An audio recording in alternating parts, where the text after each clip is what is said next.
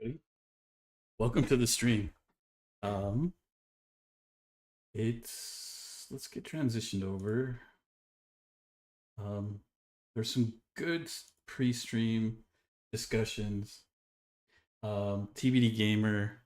Uh, I really do need to look into restream. Um, so that the chat and stuff shows up everywhere. Hey Arun, thank you for just the pre-stream chatting.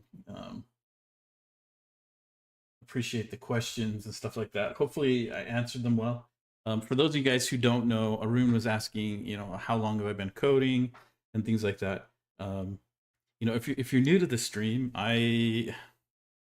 so I haven't told this story in a while, so bear with me, right? but um, when I was 8 years old, was the first time my parents got a computer. Um, it was a TRS-80 Color Computer 2 um, from Radio Shack. And so if you guys don't remember Radio Shack, that's fine. Radio Shack used to be like the electronics store that was everywhere. Um, and they went out of business a while ago. But they had their own computer line for a while. And it wasn't like an IBM compatible computer. And it didn't even really have an OS. Like when you turned on the computer, you basically dropped into a basic editor. Um, and it was horrible spaghetti code basic, right? And so you would write like lines, 10, print something, 20, print something else, 30, go to 10, right? And then you would get this infinite loop. You had go sub to do like subroutines, but every line number had to be like numbered. And it was a horrible way to do things. That's why you counted like 10, 20, 30, because I gave you 10 lines that you could insert between each line before you had to renumber the entire program. It was just a horrible way to code. Um, and that's what I first started coding in. We used to get these magazines in the mail that would send it would have programs in them that you could enter in, and the storage on the computer was a cassette tape. So to store like data and stuff, we had cassette tapes. Um, we didn't even have a floppy disk drive. It was just a fascinating piece of old tech. Hey Ole, welcome to the stream, man. Um, anyway, I started on that. That's where I learned like basic and stuff like that. Um, and then as time went on, there was a guy who moved into our neighborhood who worked for Micron, and he gave me my first real programming language. He actually gave me a C++ compiler. And at that point in time, my family had an old 386 with a math coprocessor on it, which was pretty cool at the time. My parents didn't make a whole lot of money. Like I remember growing up getting hand me downs and going to like food banks and stuff. But they always saved up for computers, which was lucky for me because I was really into computers. I guess they were really forward thinking, wanting their kids to be into computers. Um, and so, yeah, I learned C++. I remember I had no idea even how to do variables. And so I remember one of the first questions that I asked um, the guy who gave me the compiler was like, how do I even create a variable? And he just kind of looks at me like, what do you mean you just create a variable?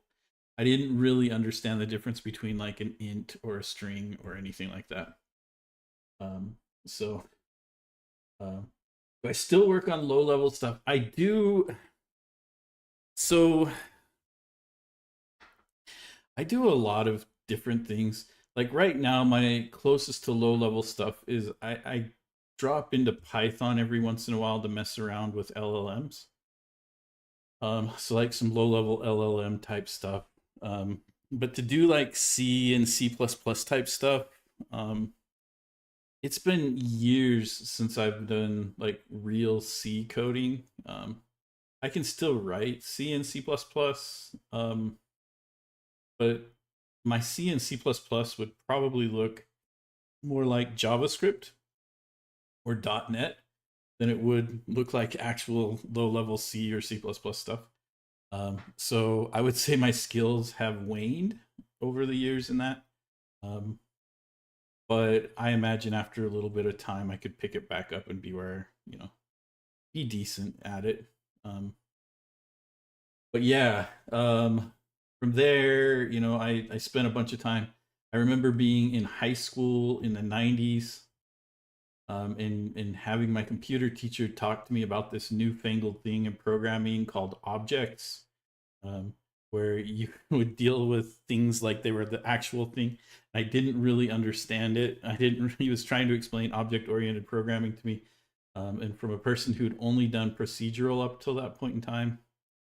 I mean, the funny thing is C++ had classes in it and things, but I didn't understand that what he was trying to explain because he wasn't doing it well.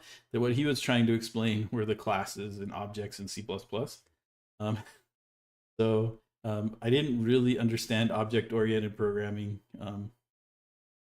Went on to college to become uh, an electrical engineer. Decided I wanted to do computer engineering, and then really I I got tired of like the engineering and electrical stuff. I wanted to go back into programming, so I was trying to decide what I was going to do. At that point in time, I was working for a company who what they like to do is find promising um, like juniors in college and then trap them in the job and try to get them to quit. Unfortunately, I quit going to college and stayed at that job, which was a bad choice, I admit, but it was a choice I made. It got me to where I am now. I've had to work harder to get where I am, and there's been some benefits to that. But even this year, when I was looking for jobs, I interviewed with a company, and um, things were going really, really well. They were really excited to have me interview. And then a half hour before I was supposed to get on the phone and interview, the recruiter messaged me and she's like, I don't see any college on your resume. I said, well, I didn't graduate. I don't have a degree. She said, oh, we probably should have figured that out before we got to this point. Um, and I just kind of laughed. I was like, seriously? Um, but yeah, we ended an interviewing session because I didn't have a degree, and that's fine. Like that's their choice. I was pretty frustrated in the moment. Um, it seemed really silly, but that's their choice. So yeah, exactly. It is pretty whack. And it was just I was stunned. I was actually laughing. I laughed and I was like, seriously? And I could tell she was embarrassed. I didn't push too much harder. But she was like, hopefully we can get this changed. And, when we do, I'll contact you again, whatever. Um, at some point, I'll probably get a degree just to avoid issues like that. And for those of you out there who are, on the fence about degrees or not degrees, my piece of advice for you is at some point in the career, the degree tells you less about the person, but what it does do is it acts like a key that will open doors for you. So if you're on the fence about getting a degree or not getting a degree, my piece of advice to you is just get a degree. It's going to open doors for you, right? You're not going to run into weird situations like I was involved in. Um, so yeah, I've been doing front end for a long time. I've been doing Angular since Angular JS was version 0.8. Moved over from Knockout. Um, Before that, I did like jQuery and MooTools and Prototype and stuff like that on the web.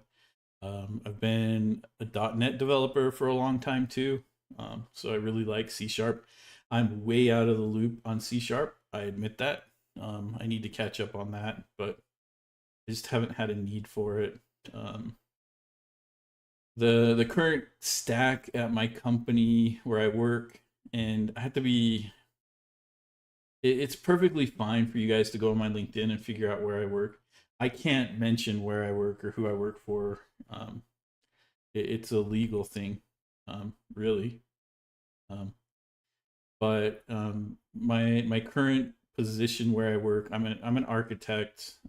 The title says I'm director of architecture. I'm an architect. Um, so most of my day is spent reading code, reading specifications, writing new specifications, helping other developers figure out stuff. Um, I'm on the UI platform team. My focus is mainly web technologies and Angular. Our current stack is Angular with Java on the back end. But yeah, that's kind of a rundown of who I am. Um, yeah, TBD gamer. Like, that's the crazy thing. You have a degree and 7 years of professional, and like, I'm never gonna lie, right? Like, um,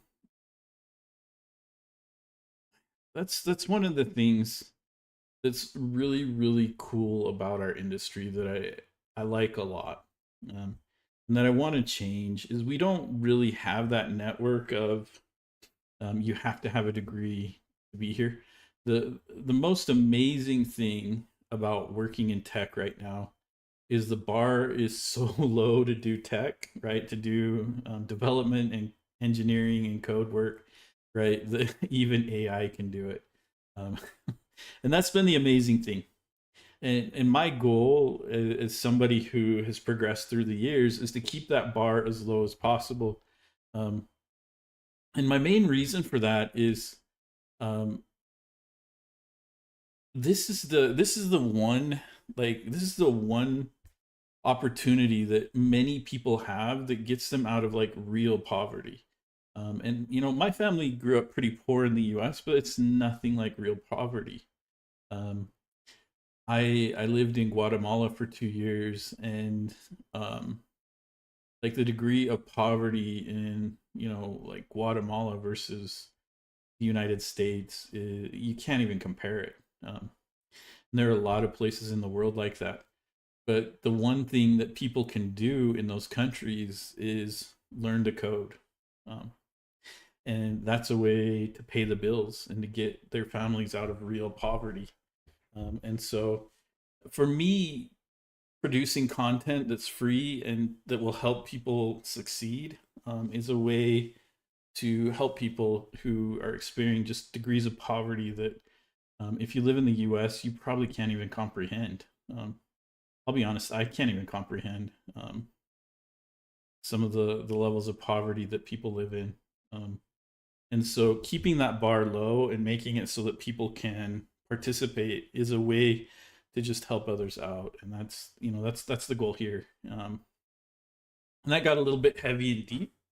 But that's really my goal is, and I'm not focused solely on people in poverty, but I do love our industry because the bar is so low, right? Um, you have to have access to the technology to do it. But there's so many amazing people out there producing so much amazing free content that you can become proficient in just about anything you want if you can access it and then have the ability to practice. Um, and so I want to keep it that way. And that, in the beginning, Arun, you asked me, am I still doing Angular? Absolutely. I love Angular.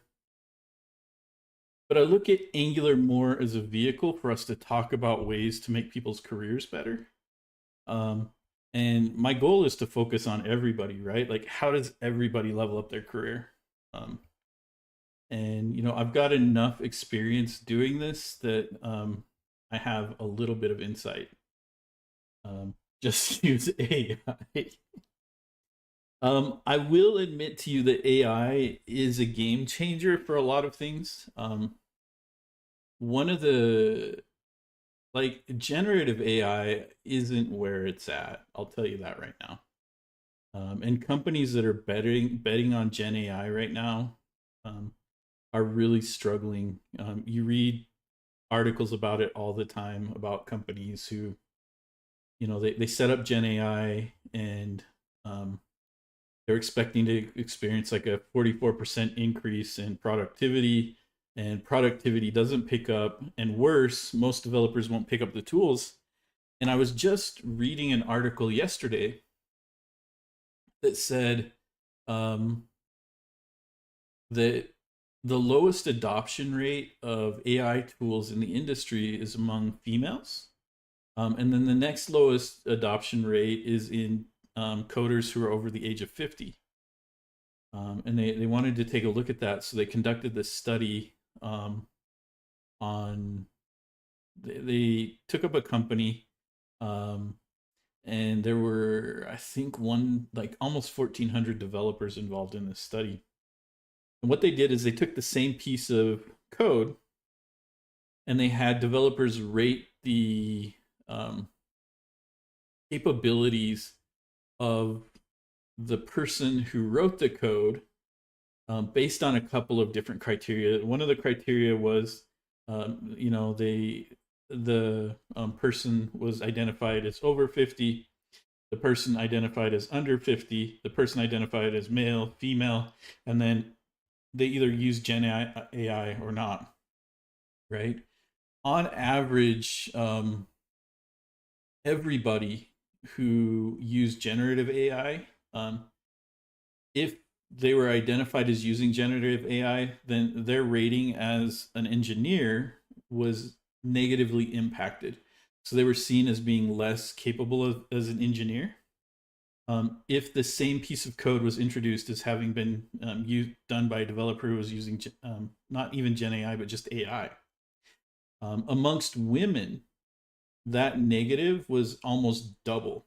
And amongst coders over 50, that negative was 1.5 times what everybody else experienced. And so they're like, well, if women are seen as twice as bad as men when they use generative AI, then women are less likely to pick up generative AI, right? So it was they're not generative AI, but just AI in general. So it was an interesting study. Where AI becomes very, very interesting is in like workflows. Um, so, like at work as an architect, I agree to do a lot of things. I write a lot of documents. I do a whole bunch of stuff. I've got a flow set up using Obsidian, um, where I can export like my weekly notes, and then I import those weekly notes into Copilot, which is like a version of Copilot that's it's specifically set up for enterprises. So it's there's a whole bunch of protections around it, and that's why I have to export it to Copilot, because there are only certain AI tools that we can use at my company, Copilot being one of them.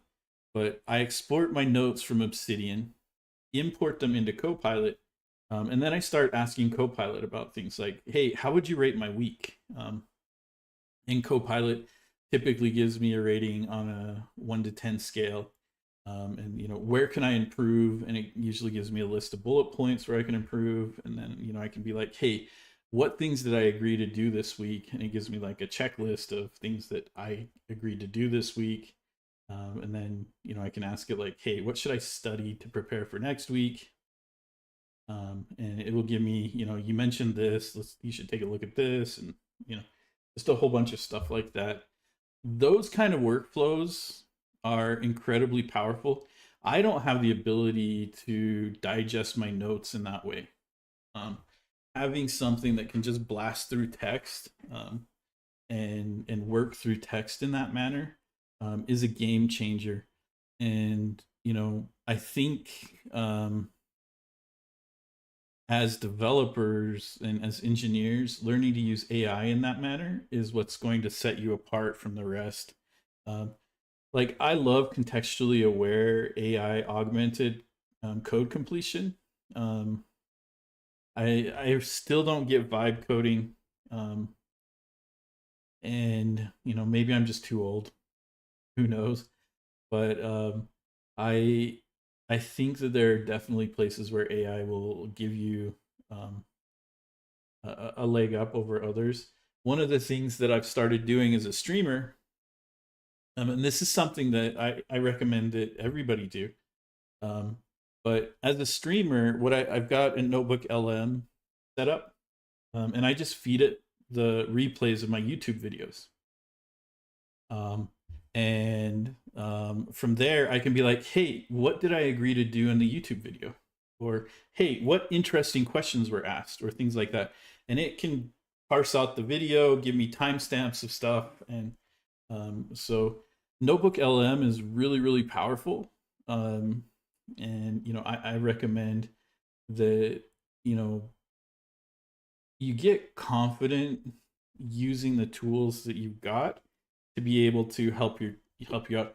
The other thing that I do a lot with Notebook LM is, say I want to learn a topic, and I'm not a visual learner, I'm a textual learner. And so even to this day, like, I prefer like a book to a lot of other things or websites, because my memory is very spatial. And so when I think about things that I've read, I can picture the page where it is. I can picture where it is on the page, and that's just the way my memory is organized, right? YouTube videos are hard for me to learn from because videos are difficult. But what I can do is I can take those videos, put them into Notebook LM, and right. So this past week, I've been looking at custom authorizations for OpenAPI, Swagger docs and things like that. There's a whole bunch of stuff that is only in YouTube videos. So I take those YouTube videos, put them into Notebook LM, and then I'm like, hey, generate an article based on the content in these YouTube videos that I can read to learn about custom Swagger docs, right? And then I get this nice stuff that is easy for me to learn and easy for me to digest, and things like that. And that's where those tools really become powerful. Yeah, ChatGPT summaries, right? I've seen so many starter templates people put out that is clearly vibe coded. Very true. So hey, Johanderson, welcome. Let me go back. So what team size do you have at your company? So my current team is about 12 architects.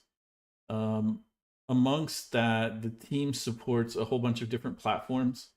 I actually don't know what the average engineering team size is. From the meetings I've been in, I would guess it's around 8 to 10 engineers, but I don't know because I'm not working really, really closely. I tend to work mostly with like other architects, other principal engineers, team leads, VPs, like that. That's the level where I tend to work now. So I don't know a lot about the composition of actual engineering teams. My guess is 8 to 10. In the past, most of the teams I've worked on have usually been around 5 to 8 developers. I was the team lead at Odessa for a team that was 12 developers. So somewhere between 5 and 12 is typically the team size I've worked with. Just use it. We're going to have some great consulting options. Exactly. We will have some great consulting options in a few years' time. Right. We're in the first apocalypse, as I like to call it. When it comes to our industry, the first apocalypse is, you look at everybody and they're laying off developers left and right, right? They're divesting themselves of developers. Really what's happening is they're getting rid of coders, thinking that like the generative AI coders can take over, right? The vibe coders and stuff. That's the first apocalypse. And if you want to survive this first apocalypse, what you need to do is you need to start using tools, and like I just discussed, and you also need to be more of a critical thinker. That's going to help you survive what I'm calling the first apocalypse, where we're just getting rid of all these developers, right? All these developers are now going into the workforce, and you see it. They're retraining. I just read an article about a developer who she gave up on coding and went into welding because that's what her family did, and she says she's happier as a welder. That's the second apocalypse that I'm talking about. And this apocalypse is going to hit the industry in the form of companies collapsing as they realize that it's nearly impossible to maintain this vibe coded slop. Um, and they start looking for developers. Well, all the developers that you divested yourself from, right? All the developers you laid off, all the developers you fired that moved into other industries, they're gone. You're not going to be able to find them. Um, and you're going to be in some real serious trouble when you don't have people that can understand the code and fix the problems. Right? When you run into real serious security threats that put you on the news, and that have, the ability to end your company, and you can't find people to fix the security, that's the second apocalypse. And that's the one, where TBD Gamer is talking about consulting is going to be amazing in the future. It will be. I don't know how far down the line that will be, but we're already starting to see cracks in the AI. Like, there are people, you've got Sam Altman out there saying that there won't be coders in the future, blah, blah, blah, blah, blah. Right? Talking out of one side of his mouth. But yesterday he just came out and said, hey, you still need to get computer science degrees. Just don't expect to be writing code. He's incentivized to talk that way because his company, OpenAI, they're hemorrhaging money ridiculously. And so he's got to convince your boss's boss's boss, right, that AI is the future, because only companies can afford to pump the amount of money into his project that will keep him solvent, right? He's still hemorrhaging money. All of the big AIs, Claude, everybody, Anthropic, right? Anthropic is Claude, but all of the big AIs, if you go look at their financials, they're all hemorrhaging money. And that's the reality of like AI work right now, right? And you've got Facebook or Meta who just dumped $250 million into recruiting somebody who does AI, right? And they're promoting their AI glasses and all this stuff. They're out there trying to sell a vision to the world, because they need that vision to come true. They're losing so much money that they've got to figure out a way to fix it, right? And so at some point, people are gonna, pull back the curtain and realize that what's there is not really what's there, and that's when the panic is going to set in. But I don't know how long that's going to be. What are you referring to when you say Gen AI? So Gen AI is generative AI.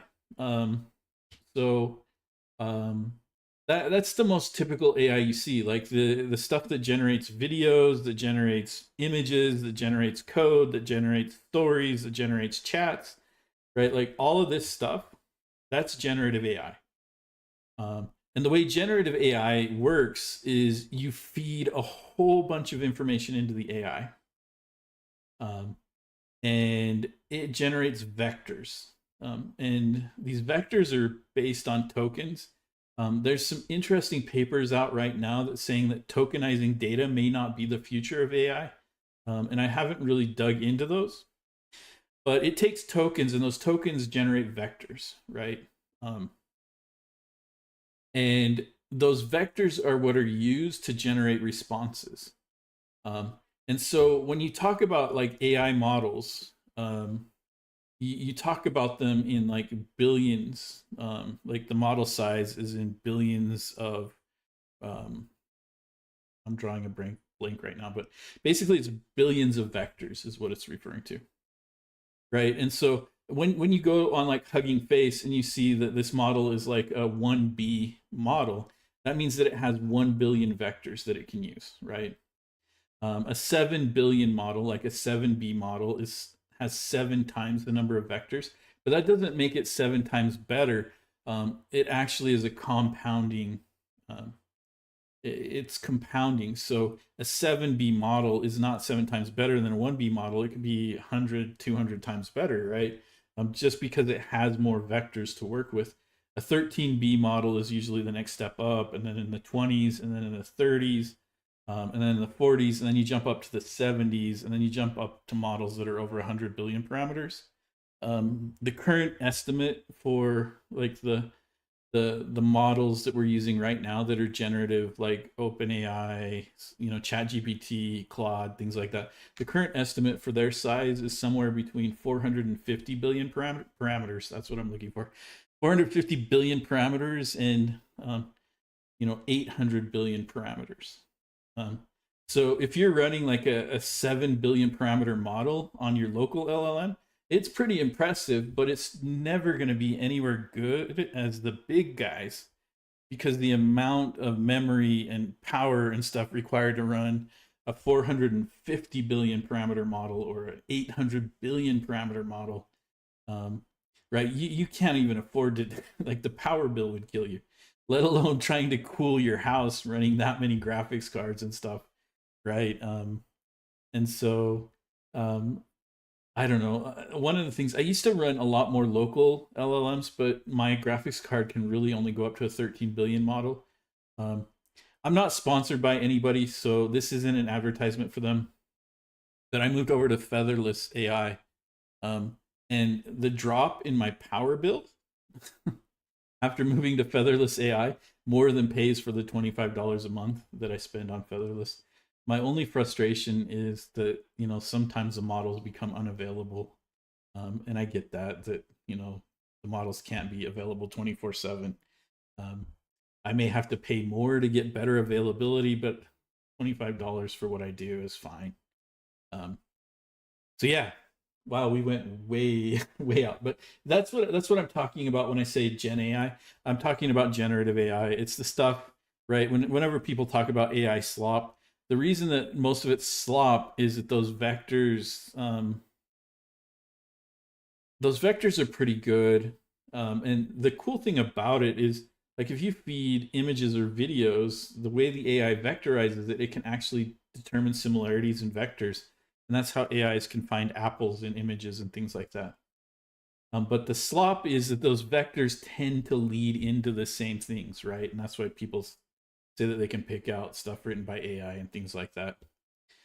The reality is probably most of what you read nowadays is probably generated by AI or enhanced by AI in some way or another. But that's Gen AI. The um, the opposite of generative AI is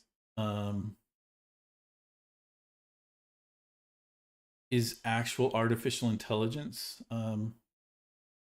and that's AGI, and I forget what the A. Um, I think it's like advanced generalized AI.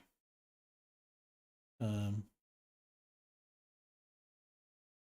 no, it's artificial generalized intelligence. That's what it is. AGI, artificial generalized intelligence, and that's a model that is able to be like what they call AI in movies, right? Where it learns, it thinks on its own, it comes up with its own, like that. That's AGI, right?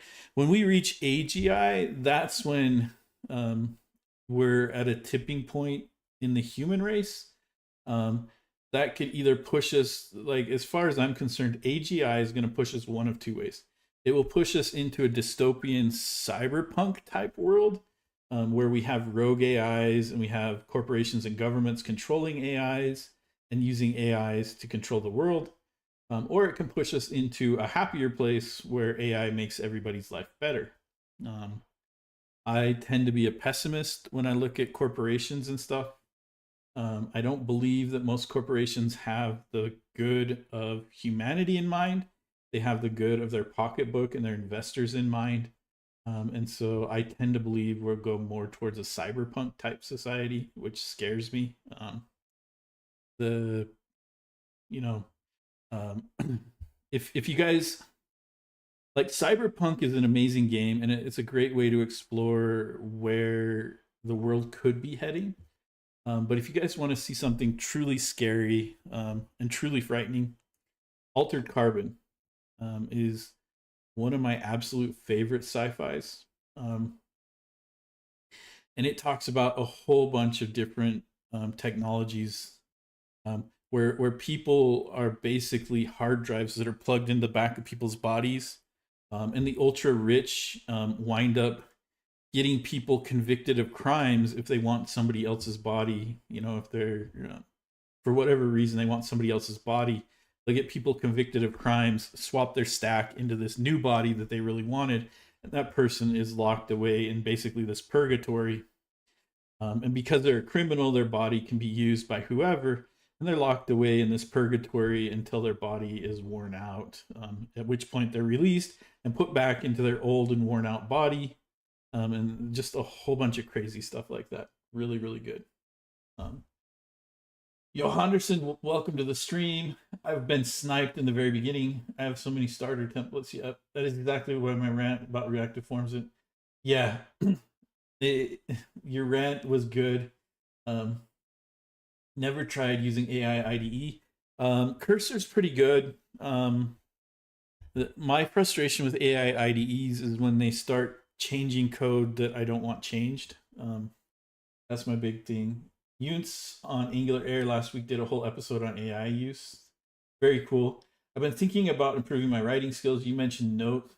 What do you write in your personal notes? What kind of reasoning behind? Let me take a note on this. Note taking.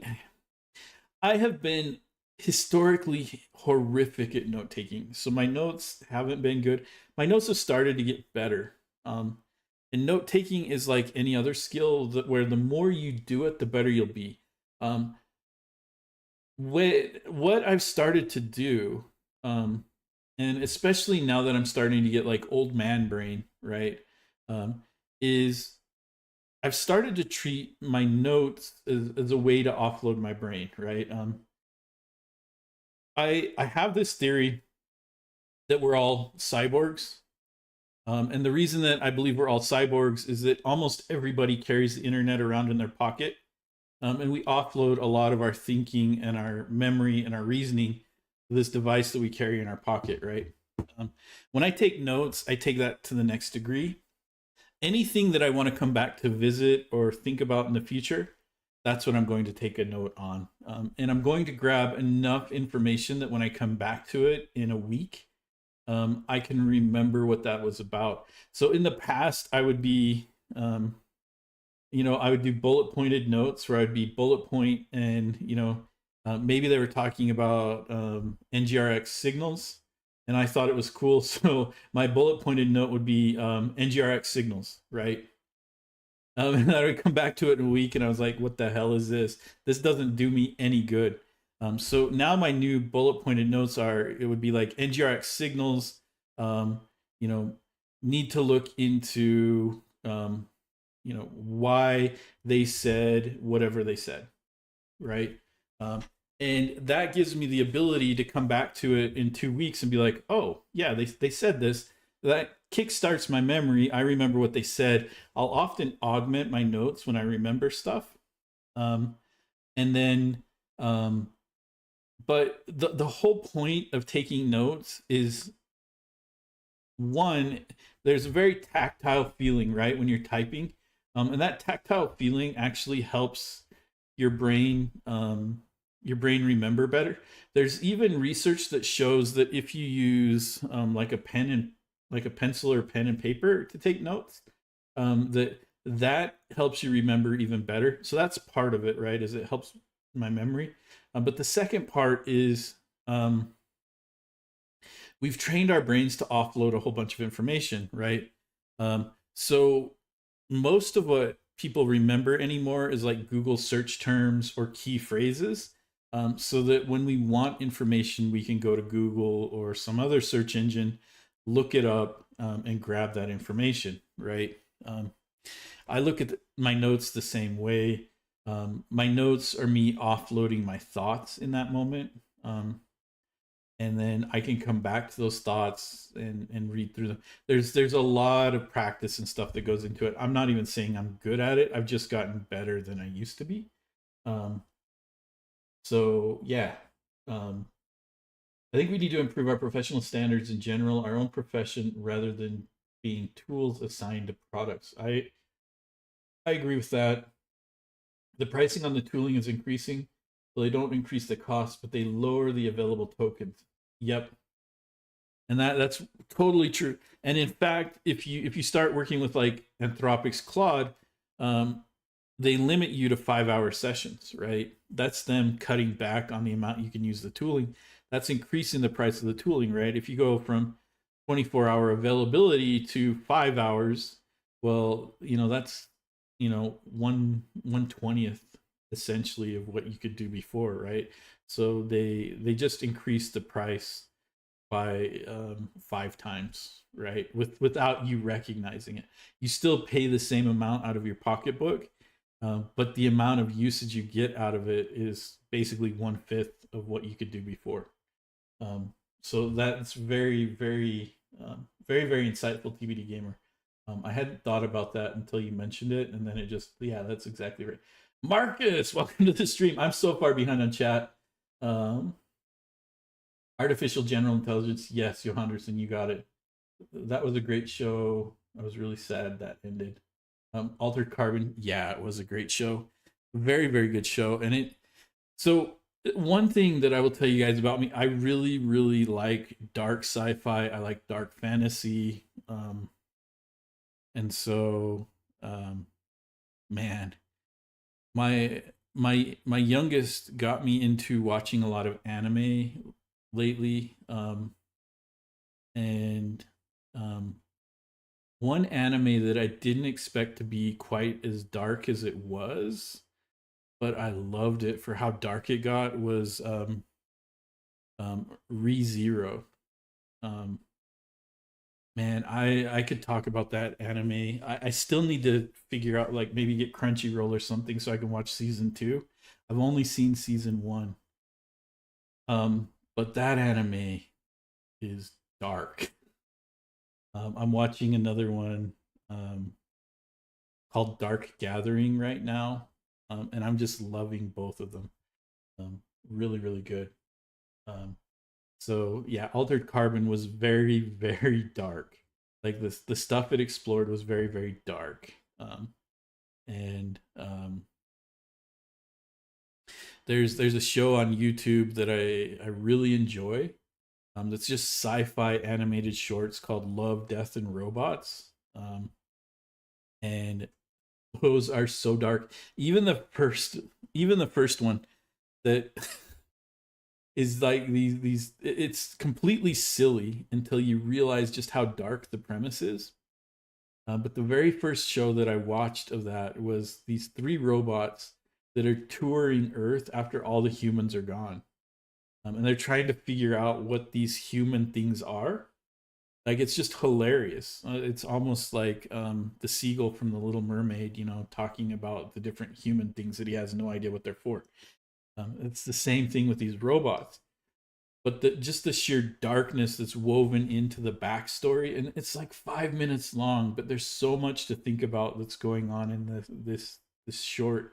Um, the one in the latest season that I just found amazing, that I still think about regularly, was this woman who bears a grudge against these aliens because they killed her husband. She lives alone. She's become very, very hostile and violent. And these traders come along and they give her this pet for free. And I don't want to spoil the rest of it, if you guys want to watch it. But man, did that one get dark. And the implications of just the ending of that were it was so good. So yeah, Altered Carbon, things like that just get really, really dark. I really enjoy that kind of stuff where just exploring the darker side of humanity. That's why I like cyberpunk. Marcus said he loves Obsidian. Me too. It's an amazing tool. Yeah, it's kind of like a VS Code IDE for just really nice experience in general. Totally agree. Abradores, hi, is it me or is your sound screwed? I don't know what's going on with my sound. Windows updated. Maybe I need to work on my sound. I hope it's not screwed. But okay, I think it's you. Okay, it's fine now. I would also recommend Black Mirror is pretty good. Black Mirror, yeah, very messed up stuff in Black Mirror. Um, like there's still portions of Black Mirror, and this there's the one episode where you're forced to watch ads, and they track your eyes, and if you don't watch the ads, then you get all of these like weird penalties and like just messed up stuff like that. So I always knew that the aliens are the real reason why we have bad things in our world. React developers, dude. I have some React developer friends. I can't condone you talking down to React developers. It's not their fault that they chose the easy route to web dev. Um, some people just aren't ready for the. Not kidding. But yeah, I'm using Notion for notes. The social score episode hit hard too. Yeah.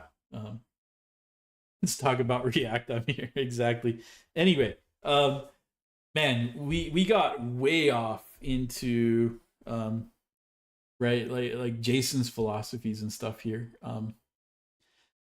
But a lot of it, and let me grab a drink really quick here. Been talking quite a bit.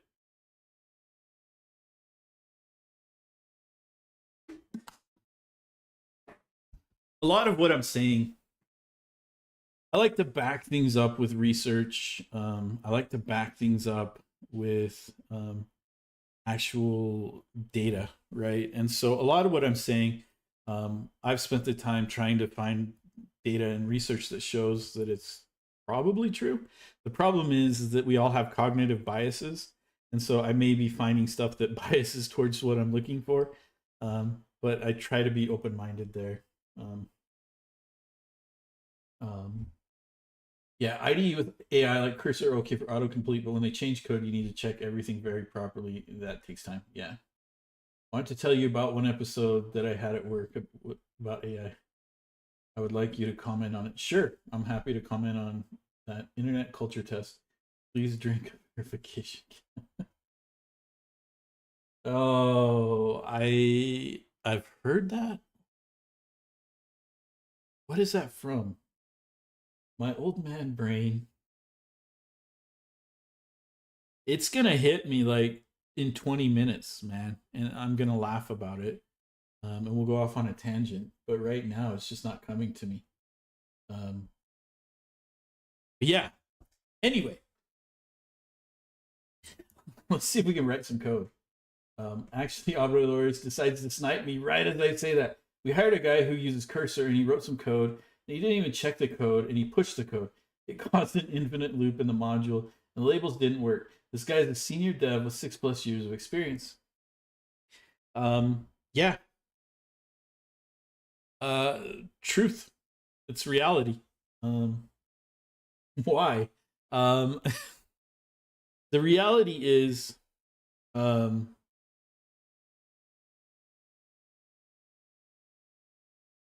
and this is a bit of my pessimism leaking through, but when you look at dev teams, most dev teams are doing, you know, are doing sprints, right? And their sprints are typically 2 weeks, right? Most teams are doing 2 week sprints.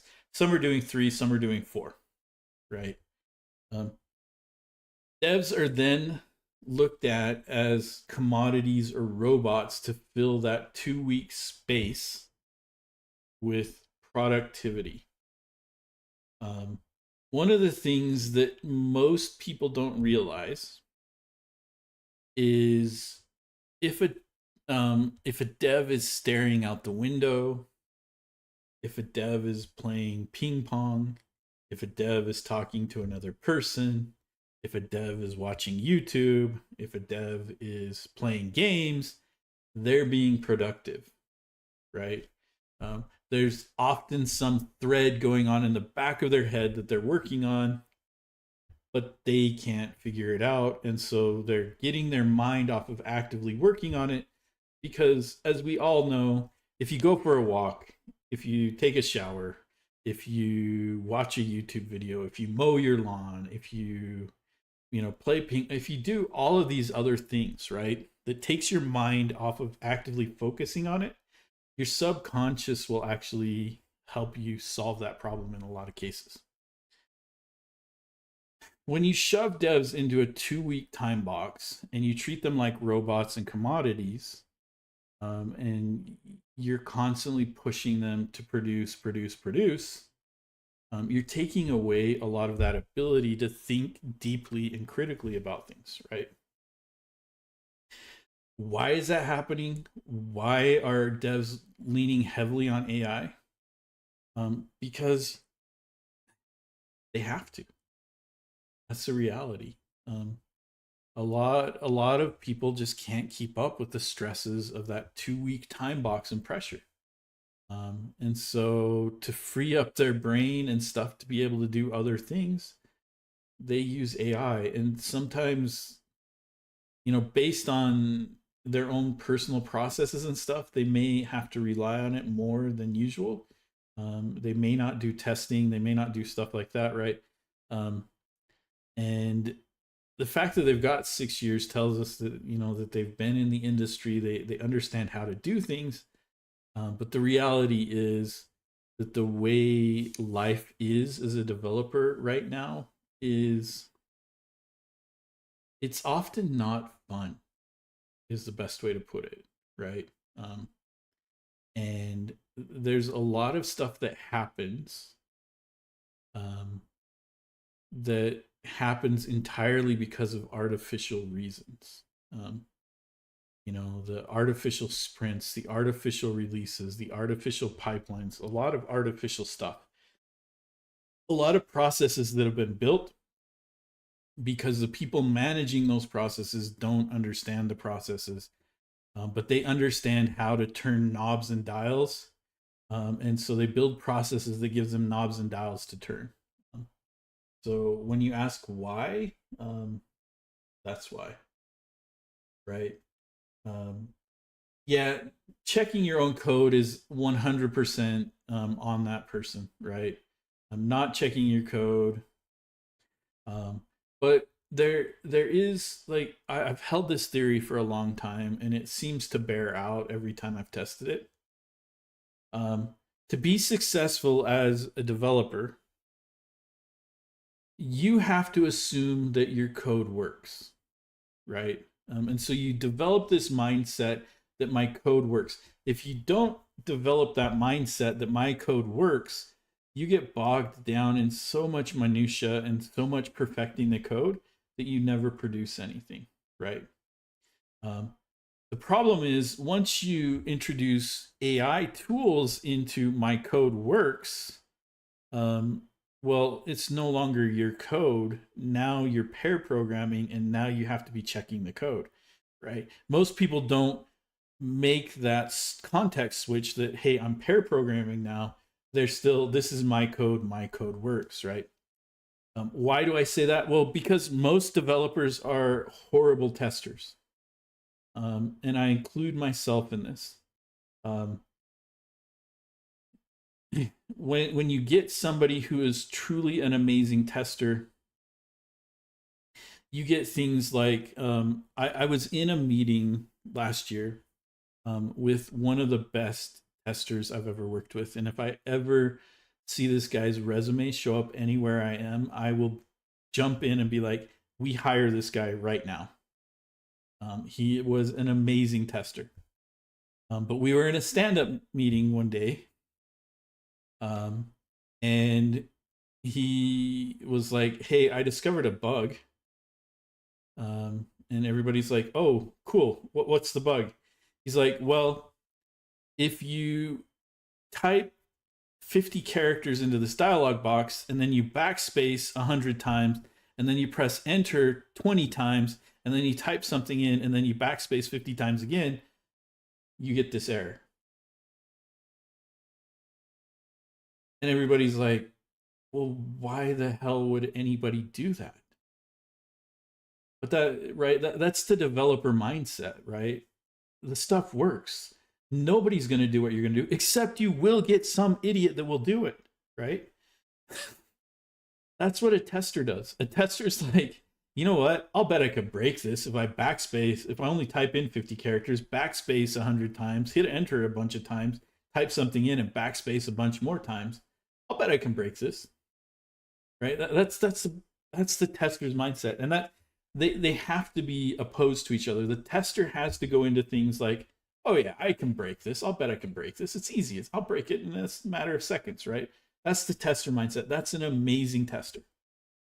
A developer, on the other hand, is like, no, my stuff works, right? It has to work. You can't get bogged down, and so we need that dichotomy where people are testing and not, right? But that's an expensive flow, and that's why people push for like unit tests and component tests and other types of automated testing, right? Um, but you need actual QAs to be writing those tests because they need to come into it with the idea that they can break it. And so, yeah, check your code. Absolutely. That's one of the things you could do. But he may have checked his code, but he may have just assumed that because it was his code, it worked, right? Didn't make the context switch that, oh, I'm pair programming. I need to check everything. That's my bet, Abralores. You mentioned OpenAPI, the auth, check better auth. They have the OpenAPI plugin. Yeah. Do not have to. I don't even use AI to write code, and I check my code. This job is not that exhausting, man. Yeah. There's levels, right, in everything. And you know, if I were to go out and try to run a marathon in the shape that I'm in, it would destroy me, right? There are people who could go out there and run a 5K and be like, oh yeah, that was nothing. It was just a warm up, right? There's levels in everything. And you know, based on what, you know, where you are with your skills and stuff, it may not be right for you. But for a lot of people, it is very stressful. It is very exhausting. So yeah, where's the button to press the fire? Where's the red button? And you guys have to know Abrador's. His humor is some that I enjoy because it's a little bit on the dark side. Anyway, that's my take on that. And I think we're going to run into more and more of that. And that's why I talk about the two apocalypses, right? The first apocalypse is we're getting rid of everybody who can't use AI. And that's the developer apocalypse. That's the one that's affecting us right now as engineers and developers. The next apocalypse is the one that's going to affect the companies that got rid of all of their developers, because they're going to have people who can't think that are doing, you know, generative AI slop, and they can't figure out, you know, why they keep getting bugs with infinite loops in production, right? And that's the next apocalypse that's coming. That's going to destroy a whole bunch of wealth. That's why I call it an apocalypse. It's going to destroy companies. It's going to destroy wealth. It's going to destroy a bunch of things. Yeah, this stuff is junior stuff. The level of the devs in today's day and age is pretty low. I don't know. And that, like, there is something to be said about that because, you know, we're still getting philosophical here. And we're off on a bit of a philosophical tangent. But the reality is nobody's out there training junior developers anymore. And so most people to get experience are doing things on their own, which means they're not working with teams. They're not working with all of this other stuff. They're out there getting experience on their own. So we aren't creating those junior dev pipelines, right? Companies don't want to invest in junior devs.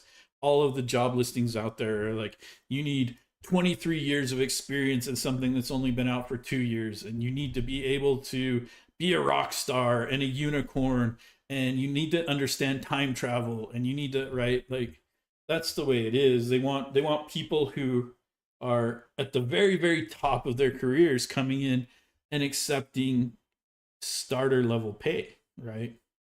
That's what companies want, and that's what companies should be trying to do, is get labor for as cheap as possible, because their goal as a company is to make profit, right? Your goal as a human is to survive and to improve the standard of living of yourself and your family. Um, and those are opposed to each other, and that's why one side can't get more powerful than the other. They're both working for two different things. um, and if companies paid too much all the time, the companies would go bankrupt. If they paid too little, people couldn't survive, they'd all die off, and the companies would have no labor, right? There needs to be that back and forth, just like in everything. um, but the reality is most companies have cut off that junior pipeline, right? They'll take on interns, but then we aren't training those interns to be better. Like, right at the end of the summer internship, the interns go off on their own, they finish college, they go to get their first job, and they don't have 5 years of experience, right? um, so that I think leads to a lot of what you're saying. um, AI coding for me is that the time it takes me to do a task is decreased over time because experience is a thing. So over time, AI isn't saving me time, it's costing me time. And that's true, right? Like, that's true of any tool. Um, there are a lot of tools out there, and when I'm thinking about woodworking, like, people will build a lot of tools that in the beginning make them better at woodworking, that they start to get rid of as they get better at it, right? As their own skills get better, they start to get rid of those tools. And I look at AI as just like any other tool, right? Um, if it's making me better, then it's a good tool. If it's getting in the way, then it's a bad tool. So I agree with that. Software engineering isn't that easy due to the fact that quality matters. Exactly. And quality comes from critical thinking. Quality comes from learning how to work with a team, right? Like, the reality is, me working in my own repos on YouTube and on Twitch, um, is me working in my own stuff. I don't have to deal with a whole bunch of the other stuff like merge conflicts and things like that, as long as I'm not causing my own issues, right? Um, but once you start working with a team, there's a whole bunch of other things. Like, my software, my Sudoku game is broken. It's been broken for like 2 months because of something I decided to do. I can't do that at a company, right? And that's the difference between, once we take out that junior level pipeline, we take out those learning experiences, and people learn to do bad things because they don't have that correction, right? They get ingrained in habits that aren't necessarily good for teams. Um, and um, that's where our hiring practices suck. Our training practices suck. Like, there's just a whole bunch that needs to be worked on, but all of that stuff costs money. Um, and we can't fix it in 2 weeks. We've got to ship features. Features make money. The salesperson just promised something in 3 months that, hey, the team's got to get on it, right? And so, um, that there's some pessimism there, but there's also some realism. I'm sure you guys have heard it. I agree with the YouTube comment. It takes me less time to do tasks than AI because I know my systems and because I use actual good tools like Vim. I knew I was going to hear about Vim from you today. Yeah, use the tools that make you more productive. Software engineering is easy if you're operating at a level that is quite primitive. The reason why you pay differs so greatly in this industry is because it is not that trivial. Right. As soon as you get to scale, software engineering becomes way more difficult, right? Um, like, when you're writing your own service, and let's say your service receives maybe 100 requests per minute, right? 10 milliseconds over 100 requests per minute is not that big of a deal. Now, let's say your service receives 100,000 requests per second, right? Suddenly, 10 milliseconds multiplied over 100,000 requests becomes over 1,000,000 milliseconds, right? That's 1,000 seconds of lost time per second, right? Suddenly, now you're at a scale where things matter. And that's a very, very insightful comment, Marcus, that, the level we operate at on our own is often very primitive when you look at the scale that some of these companies work at.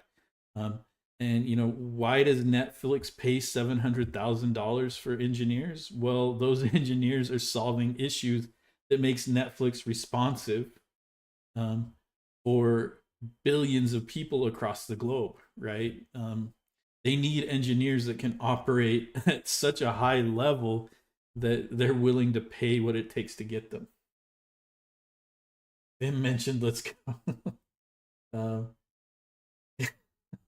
Now I used to be I'm probably doing PyCharm because oh, that's cool. InMotion works great with JetBrains. What happened with Jet? Um, they offer a model of you choose how much you earn. Yeah, and that's fair, right? Like I don't know how Netflix actually pays. I just know that at their scale and at their level, you have to look at how much data Netflix transfers in a day, right? Like the sheer magnitude of data that Netflix is transferring in a day means that they are solving problems that are well above what your company is solving. It's the same for Google. And it's why it cracks me up that a lot of these companies are doing Google style interviews. You're not solving the problems that Google is solving. The reason Google is asking those questions is because their engineers need to understand that base level to be able to get into the level that Google is operating at. Your company that is just doing some forms and some CRUD operations doesn't need Google level, right? Google level engineering. Maybe in the future it will. But right now, you have to recognize that your company is operating at a much more primitive level than Google or Netflix or any of these companies that are just dealing with sheer amounts of data and requests and things that would make most of the software that we write just curl up in a ball and you know disappear. Yeah. Anyways, let's man. I can use IDVim with my JetBrains editors. Yeah, JetBrains has been amazing. Before the stream, I was looking at like this interesting bug, right? Um, Notice that I've cleared this out, and if I stop just before the beginning, it all works. But as soon as I take that out, so we've got an issue with the updater. So let's go fix that bug. It's going to be in our service. Once we fix that bug, how much time have we got left? We've got an hour. I really hope we can make it through the Tour of Heroes because I want to get into the more interesting stuff. I want to get into partial hydration. One of the things I did want to call out, and we're going to do this, we're actually going to pull out radix. I know we all voted on radix, but somebody last week told me that radix UI had taken code, and their solution to taking the code was this section right here, saying all credits go to these open source works and resources. And notice that they're putting the license on here. The reason they're putting the license on here is MIT license means you can take it and do what you want with it. This license means you can take it and do what you want with it.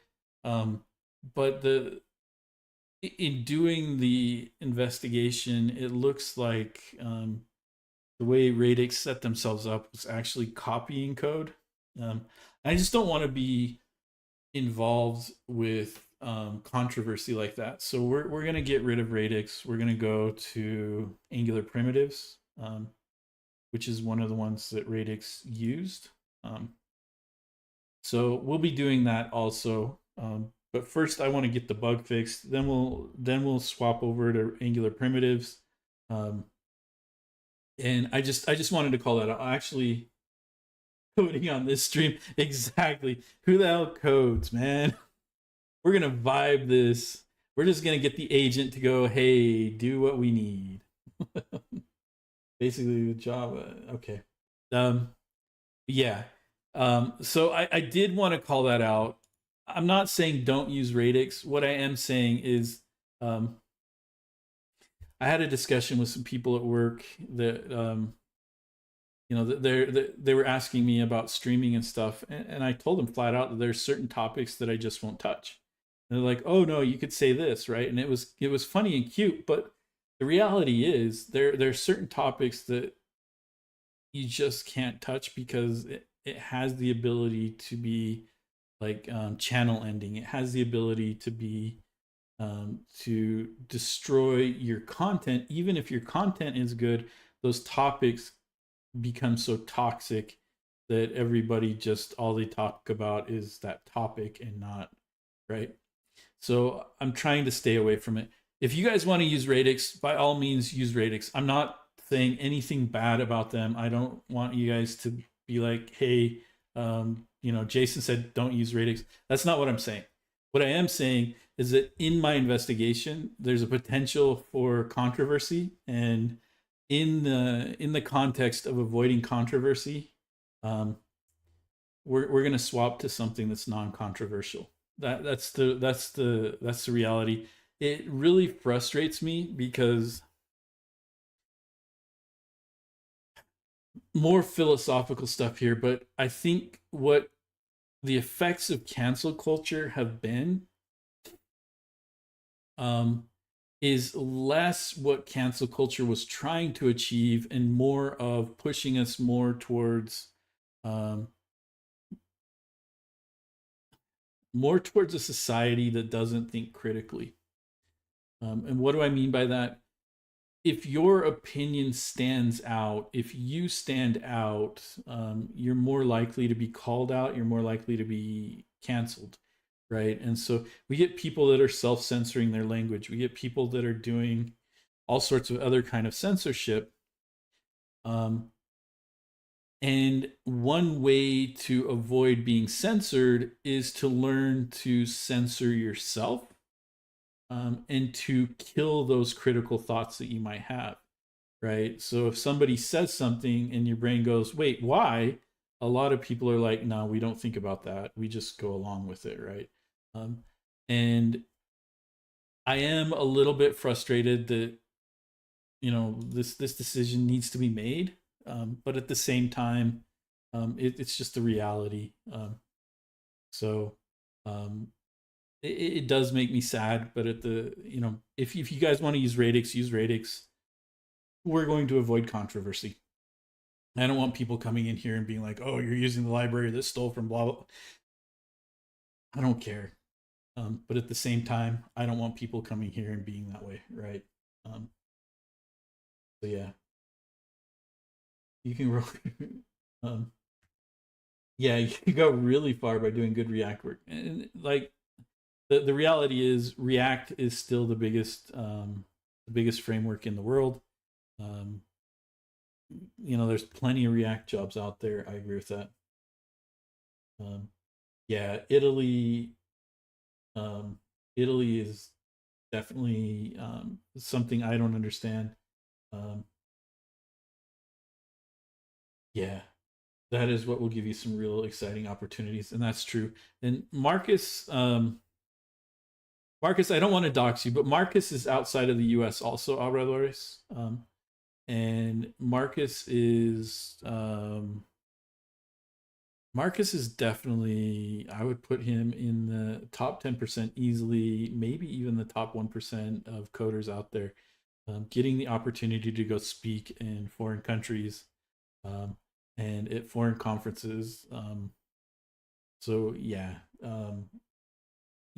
you've got to Marcus is pretty amazing. Unfortunately, he had to abandon us Angular plebes and move on to something else. But he's out there doing a lot.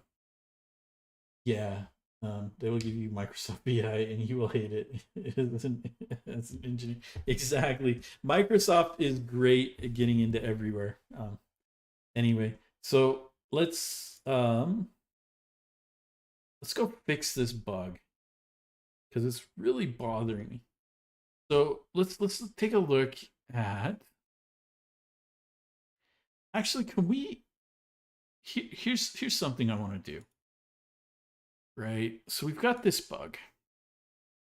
And let's grab our Angular Dev Tools.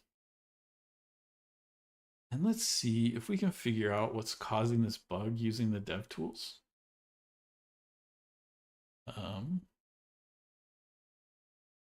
Oh, thank you, Windows, for doing that. That's not what I really just wanted to make things a little bit bigger, but whatever. So inside of here, we've got this profiler. So let's refresh and let's go to our profiler and let's just record. Can I not start recording? Grab Windstorm and let's just go test 1, 2, 3, 4. Well, let's backspace. Boom. So let's stop this recording. Let's see if we can find in the recording what's causing it. So we've got the hero detail component that's doing some stuff here. And we can even look at like flame graphs and see what's doing what. So the heroes component, the heroes list component, but here's the hero detail component. So it's a 2 millisecond change. But what I'm curious about out here is in our change detection,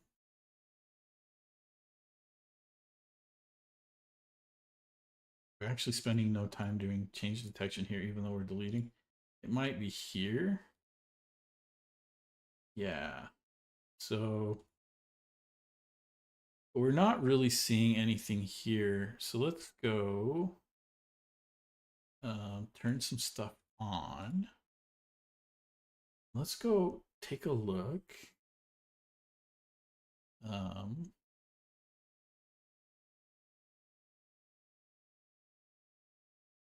So let's take a look at our hero detail. Let's take a look at our signal graph. And we've got our two signals here.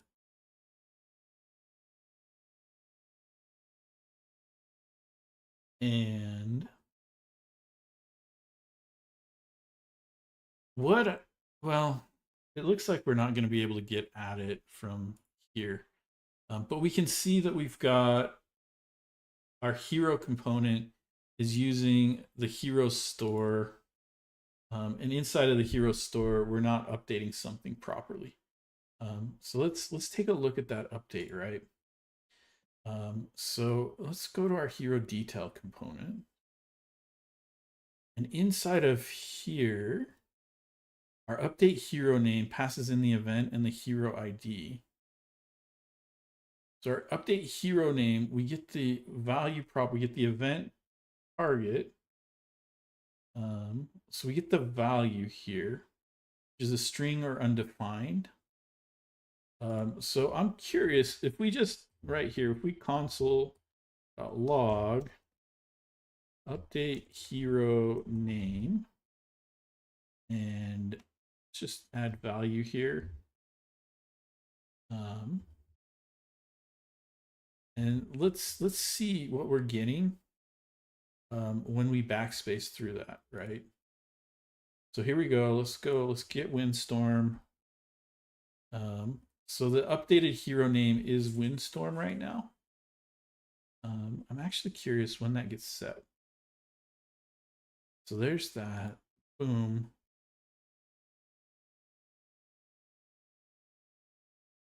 So let's just, so the updated name is that. So we're down to W. As soon we hit an empty string, which is what I figured is going on. So yeah.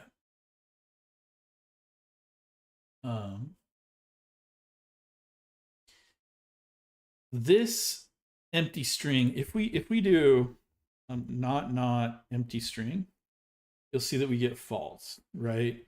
So an empty string is faulty. So let's go take a look at our code. So we know we're getting an empty string here. So let's go take a look at our update hero name. So our update hero name calls patch state, but we're using this function down here. Oh, right here. This is the problem.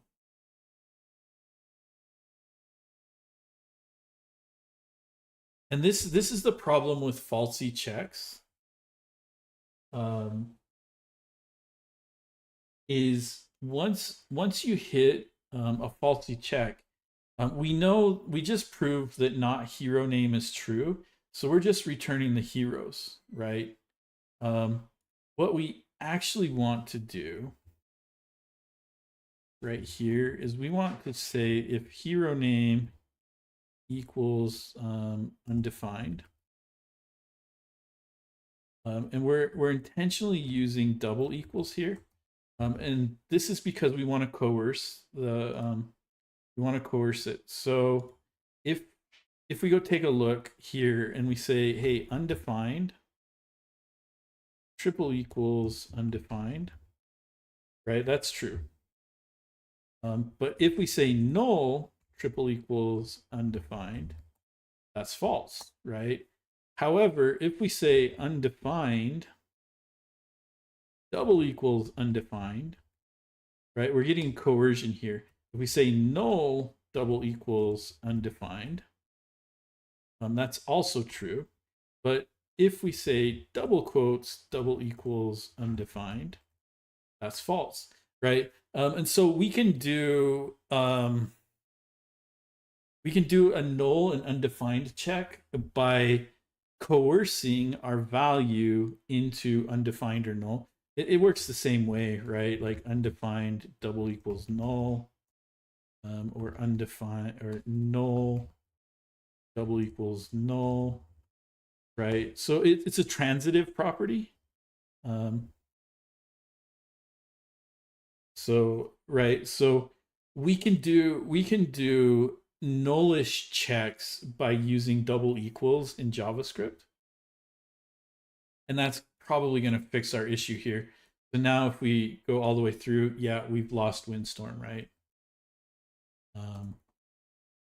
And we can make it really, really long and then delete it really, really fast and boom, right? So this is a good place to actually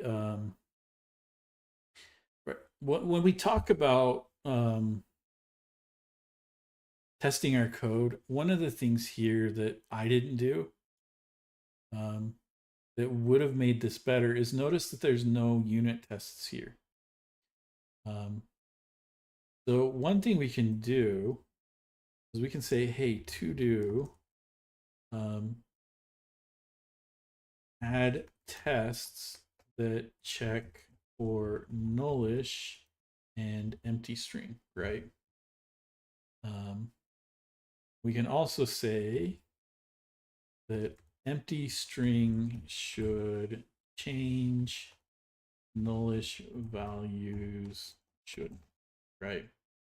And so this gives us, a note that we'll come back to this because I do want to add some tests as part of, talking about testing Angular, especially in the context of the Tour of Heroes. The Tour of Heroes doesn't really go into testing, so we'll definitely take a look at that. But going back to what I'm saying, Johanderson, what I tend to do is anytime I add a to do in code or in a document that I'm working on or something like that, I also put that to do in my notes. So I would add this same to do in Obsidian. I would say, for the hero store, we need to add some unit tests that do blah, blah, blah, blah, blah. And that way, when I feed my notes into the AI that I'm using, I can say, hey, what do I need to do for this week? That to do will come back on my checklist to remind me, hey, you need to do this. So yeah, or beat a dead horse, but don't underestimate the value of sticking to something that you tolerate and then becoming really good at it. And yeah, I totally agree with a lot of what you're saying, Marcus. There is value in becoming an expert, especially an expert in a large field like React. Um, but even in tiny fields, being recognized as an expert is a big deal. Um, you know, I was watching. What was I watching? There was an expert in like mushrooms, and he's recognized as um, he's one of the top 10 mushroom experts in the world. And this guy has flown all over the place, talk about mushrooms. But because of his knowledge on mushrooms, there are certain mushrooms that he won't talk about because the opinions he holds on those mushrooms have the ability to injure like $1 billion markets. And he fears for his life. So he will talk about all sorts of crazy mushrooms, but there are certain mushrooms that, like portobello mushrooms, he won't talk about portobello mushrooms um, because he had a friend who was killed by the mushroom industry. At least that's what he implied. I mean, he's like, I'm just not willing to take on that risk. Um, it was fascinating, but yeah, I mean, if you think about how many mushroom experts there are in the world, and this guy is recognized as being such a big expert that he's flown all over the place, just fascinating to me. Yeah, keep us updated. It's a really exciting field. Yeah, find a model on Hugging Face, fine tune it with a cool data set, and make it accessible through a Flask API. It can be a fun and useful project.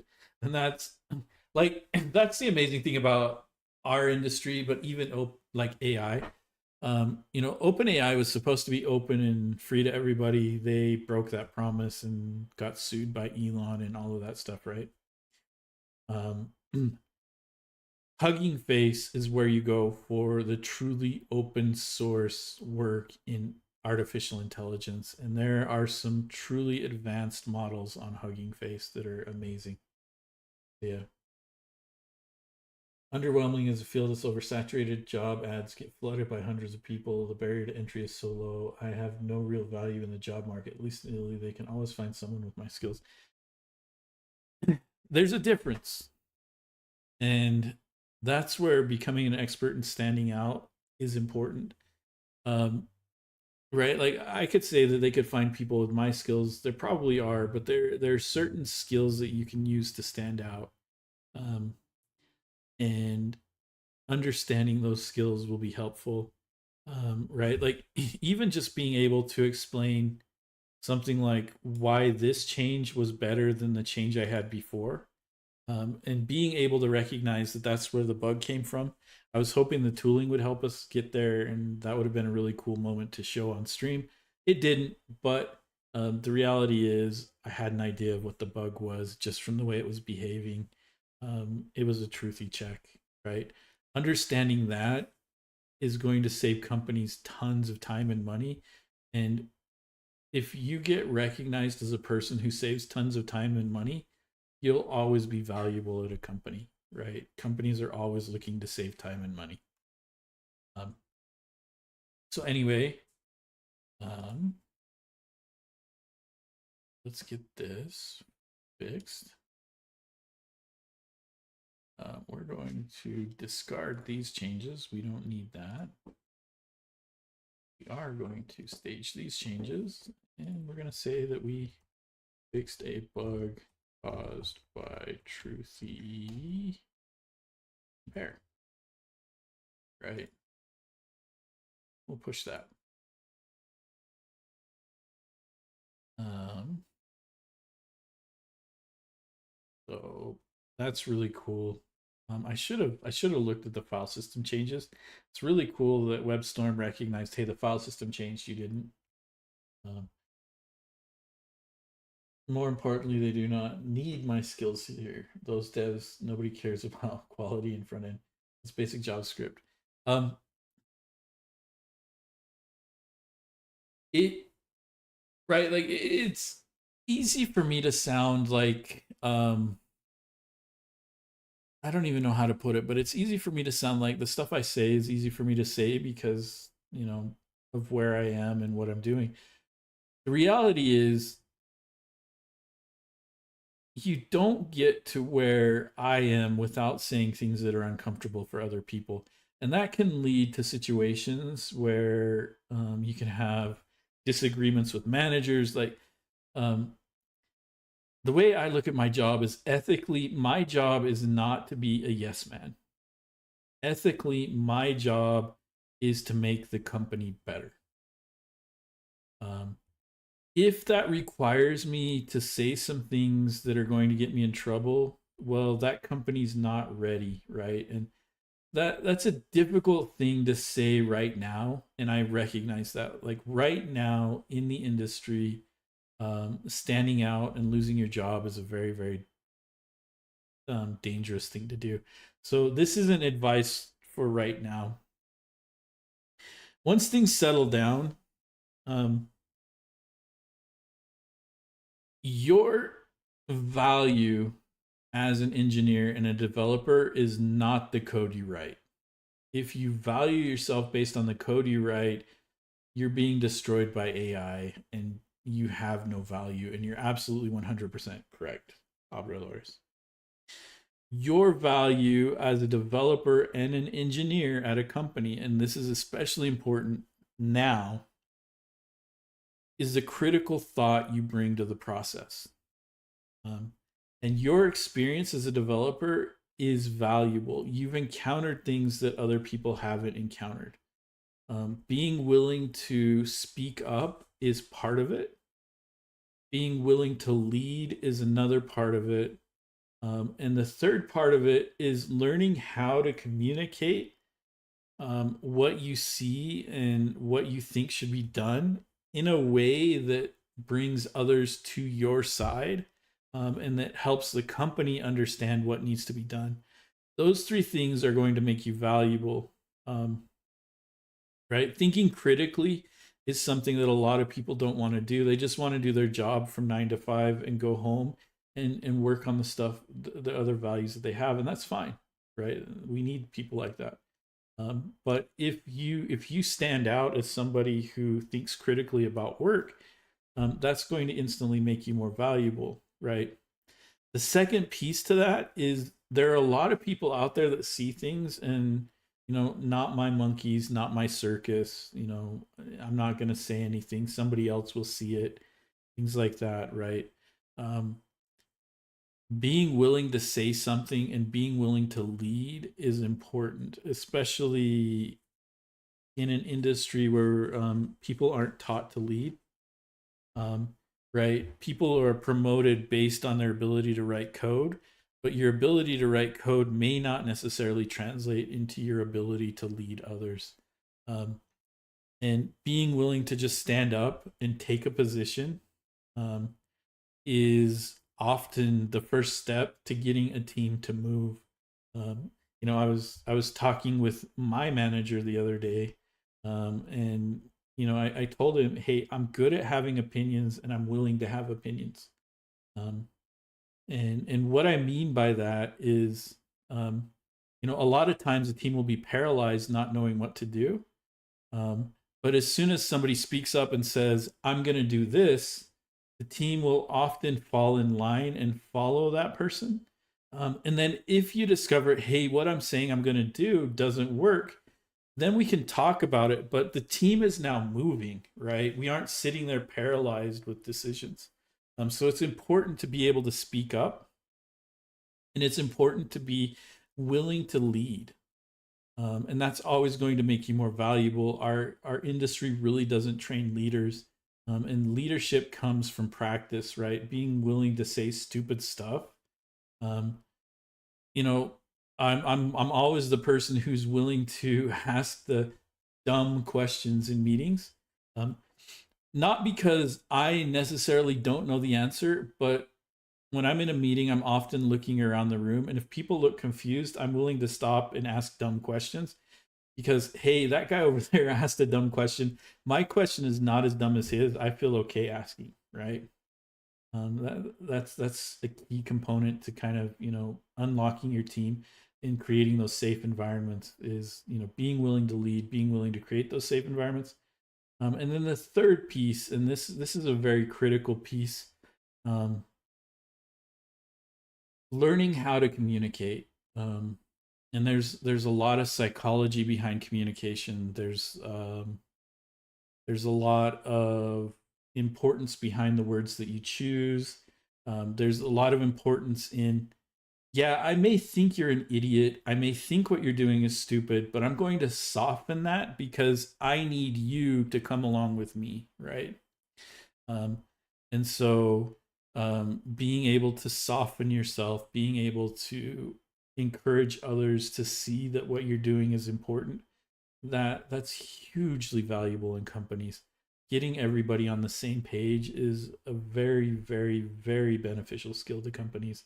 And people that can do that will always be in demand. Whether or not they want you to write code, who knows? But being able to consolidate teams is a true leadership skill. Being able to communicate vision is a true leadership skill. And being able, like, companies just really, really lack tech leadership. Um, yeah, yeah. Well, and that's the other big problem, right? Um, Alvarez, is you understand your local market better than we do. Um, and I know this very, very well. You're like, um, just from the discussions we've had, you are looking to make yourself more marketable in your local market. Um, but in general, I think worldwide and pretty universally, being able to lead is always a skill that's in demand. Most people just don't want to lead, right? Most people just want to follow. Um, and a lot of times, the people that want to lead are not the ones that should lead. Um, right? I there's a lot of research that goes into the personality types of most leadership, and you guys can go read it yourself. But the reality is that a lot of companies just really need good leadership, and it may not be something you want to do. Like most of the time, I would prefer to just sit in a meeting and be silent and not say anything. Um, but I look at it as an ethical thing that, hey, I've been brought in to make the company better.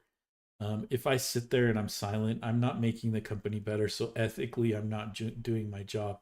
That's how I look at it. That's how I get myself to do things that I don't want to do. Because most of the time, I'm an introvert. Um, like speaking here on YouTube, I'm still introverted. I'm just looking at a camera, right? Like there's people here attending, but me, I'm just looking at a camera. Um, and so that's the reality. I often don't want to do what I want, what I'm doing. Yeah, well, and it's never easy. Um, yeah.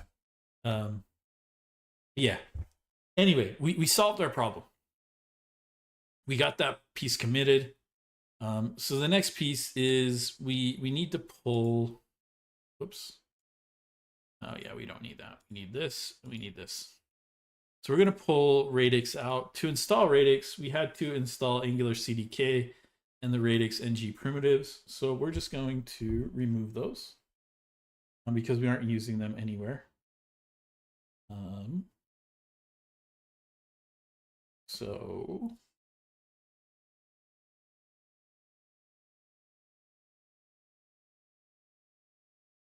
it is taking a while for my shell to start. And actually, I didn't even need to do that because I do want to stop this while I'm doing it. I don't want it to be rebuilding. So pnpm remove. We're going to take out the Angular CDK. We may need it again, but what are you doing? That is not what I wanted.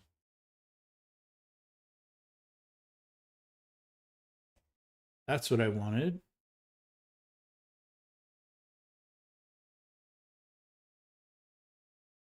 Yeah, that's literally the command that I told you to run. Oh, I somehow got into AI agent mode. Um,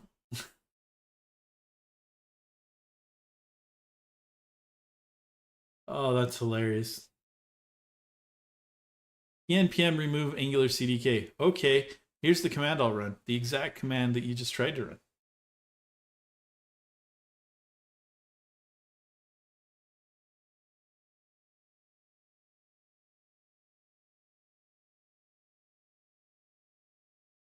There is some truth to what you're saying.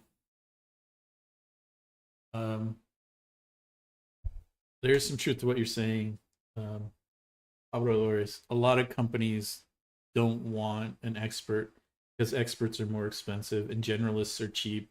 And a lot of companies think that generalists can be supplemented by AIs.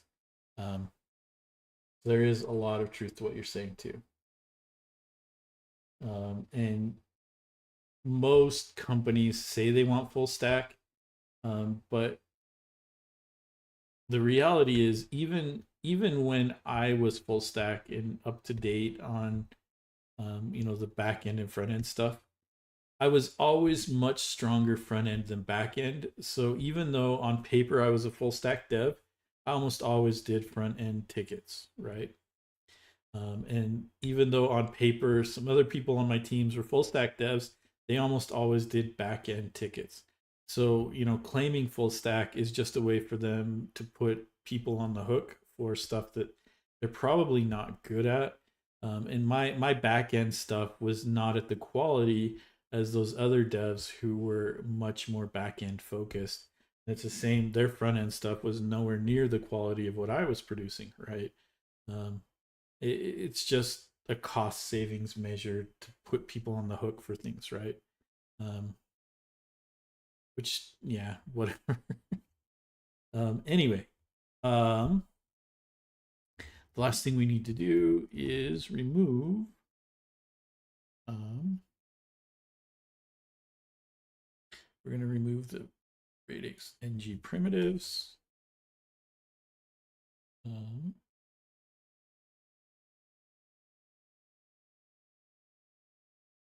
that's going to pull that out of there, and then we'll have radix out. And there we go. So now we should be able to do pnpm or pnpm exec and serve tour of heroes, and things should still work. We didn't use radix anywhere, so they should work. If they don't, then we've got a problem. But it looks like everything's working. So we can test here, test here, and yeah. So we're good. So we were able to remove it.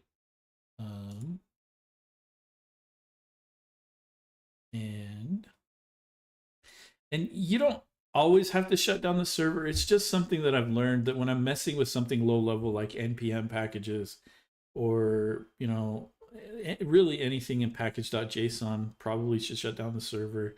Anything at the nx level, anything, right? There are certain low level things that it's just probably better to shut down the server and get it going again. So we removed radix, right? And so removed radix -ng. So there we go. We'll go ahead and push that.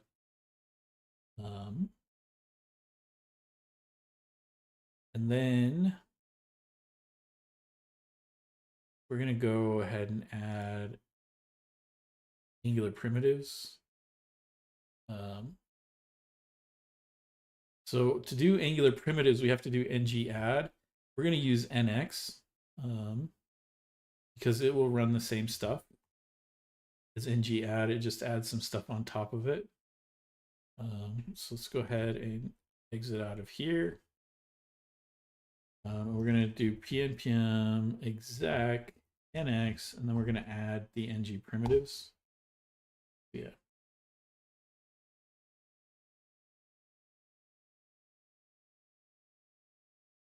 How many companies scale and how many don't? That's true. Most startups fail before scaling, or they get stuck to X users. And that's true.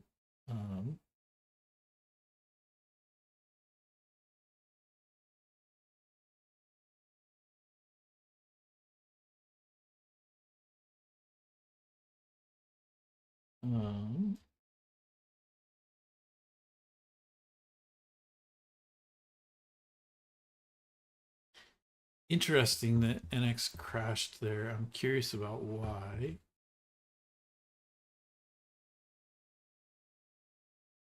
But NX add understands Angular add. So there we go. So now we've just installed Angular primitives using their generator, using the same stuff that they said to do here.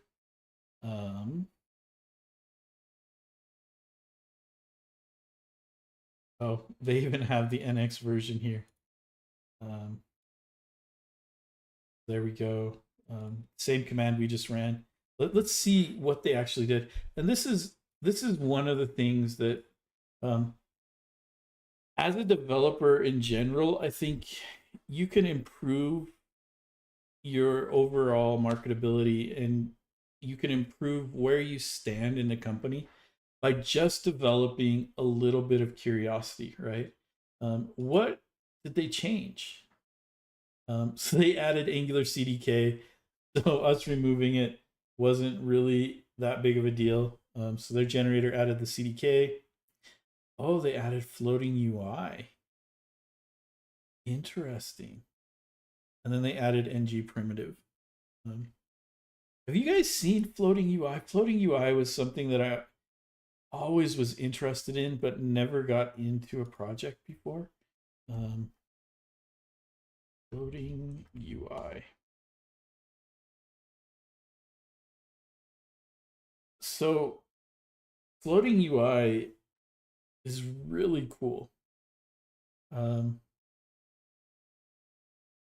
So you can see that it creates these popovers that are just really, really easy to work with and useful. So like at Bill, we used Popper.js to do this stuff. And Popper.js is pretty good, but it has some dependencies that were a little bit crazy. And I stumbled on floating UI, and floating UI is just, it's an amazing piece of code that gives you all sorts of really, really cool stuff with popovers and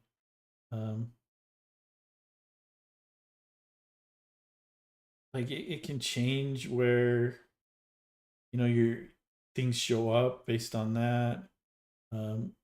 It gives you like these interesting drawer effects, and so gives you some cool ideas. Again, this is supposed to be an arrow element, but we've just got the thing here. But you can attach tooltips to a mouse wherever it is. But very, very, very cool stuff here. And I'm happy to see it show up on Angular primitives. That in and of itself, Popper UI is a big selling point for me here. So very cool. And this is why I like to develop that curiosity. because if I didn't know what Popper UI was, like everybody knows what Angular CDK is, but or floating UI.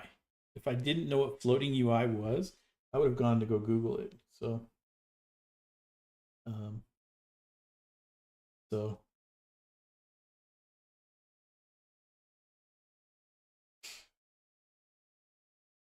but yeah, that's why I recommend the curiosity because it will lead you into some learning opportunities.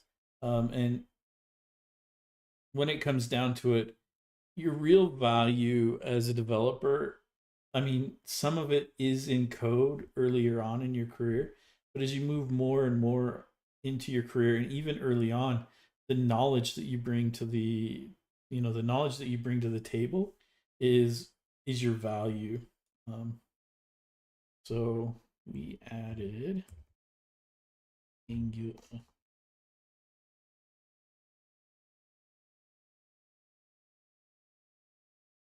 And I don't know what happens, but that is a common typo that I make is I do an fu there, and like if I ever type in, I almost always add a g, like I add t's in weird places. It's just something like muscle memory for me, um, which is hilarious, but at the same time probably not. Anyway, so we've just added ng primitives. I do want to come back and look at ng primitives because I would like to make some of our buttons use their button stuff. Um, so you can just add ng button. Um, and it's going to give us nice. It's headless, right? So we get these nice variants and things like that, and we get the ability to add icons, um, and all sorts of other interesting things like that. Um, so Angular primitives is just really impressive. I would like to make most of my UI use Angular primitives, and I want to see how Daisy UI and Angular primitives play with each other, because Daisy adds specific things. So we may work with Angular primitive buttons to create Daisy buttons. Um, I don't know. That may not be necessary, because we can just add this directive and then a couple other things like that. Um,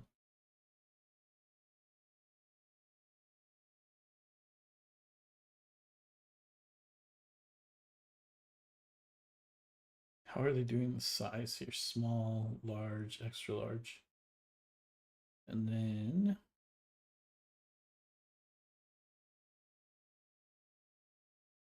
they're using button app button ng content.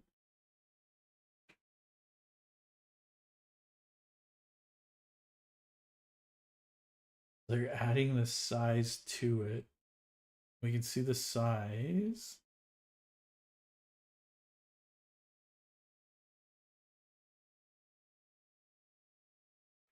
There's some interesting stuff in here that I would like to explore. We'll definitely be exploring this.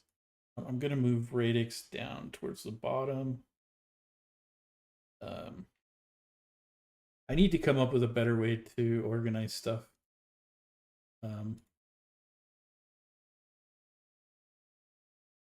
But I definitely want to improve the look of our application. One thing I did want to get to today, though, is there's this messages component. So they walked through this whole idea of a hero service, and the get heroes is observable, right? And then in the template, they're calling subscribe. Don't do this. Um, I see this in a lot of code. This is explained by people. Um, there is so the heroes component here was just calling this.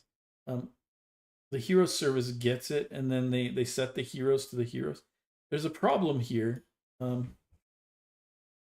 and you're not ending the subscription, even though up here of completes, right? And of will complete. At some point, this could be changed over to something that doesn't complete. This could be changed over to an HTTP service. And let's say somebody navigates away before the HTTP service completes. Well, this code is still in memory. And so this is where you'll see like weird ghost updates where you'll navigate to another page and then the data will change after something changes. Like maybe your HTTP calls and then the data changes, but then the data changes to something else. The reason for that is a subscribe like this. Sure, the observable completes, but when it completes is not in your control. And so the better way to do this is to either pipe to a take until, pipe to an on destroy, pipe to something like that, right? Take until destroyed comes from Angular. It's a powerful one to use. But always, always, always, if you're ever going to subscribe, always, always, always have a take until or something that's going to end your subscription. Because you never know what's going to happen to the service, and this subscribe may never complete, in which case you're creating memory leaks. And the fun way that memory leaks will show up is, right, you'll navigate away from a component, you'll come back, and now you get 2 updates, and then you'll navigate away, and now you'll get 3 updates, and then 4 updates, and then eventually you get such this update storm that your component is just a mess, and it's really, really slow. You're leaking memory all over the place. So in this case, don't follow, like, this is bad design in general. The better design is to set like heroes to the observable, and then in the component use the async pipe. That's the best way to do it. Async is automatically going to unsubscribe for you, and the observable that you put in the template. But using a subscribe to set a static variable, there are all sorts of issues with that can show up in change detection, that can show up in all sorts of weird places. This is probably the worst way to do this update. So don't write code like that. That's my rant today for you, Michael. Michael shared a rant with me. He proposed a conference that all it is speakers who get up and just rant about stuff they hate. This pattern, if I could kill it, I would. Right? Like, if I ever find like, a genie's lamp, my first wish is going to be to destroy this pattern. Right? I would waste an entire wish on this pattern right here. Setting a static variable to a value that comes from a subscribe on an observable is the absolute worst way you can do it, and it breaks all of the observability. Well, not observability, but it breaks all the reactivity in your templates. Never, ever, ever do this, right? The modern way to do this would be to convert it to a signal. But the real modern way to do this is just to use a signal store and not worry about it. So yeah, based. So let's get this messages component. So we'll go ahead and generate a messages component. And we're going to put it in our components. And we're going to add a component here. And the component, we're just going to call this, they call it a messages component. We're going to call it our hero messages component. And the reason for that is, while this is working, we'll show you what's going on. So if we scroll down, we're going to be using the message. Oh, this is an app level messages.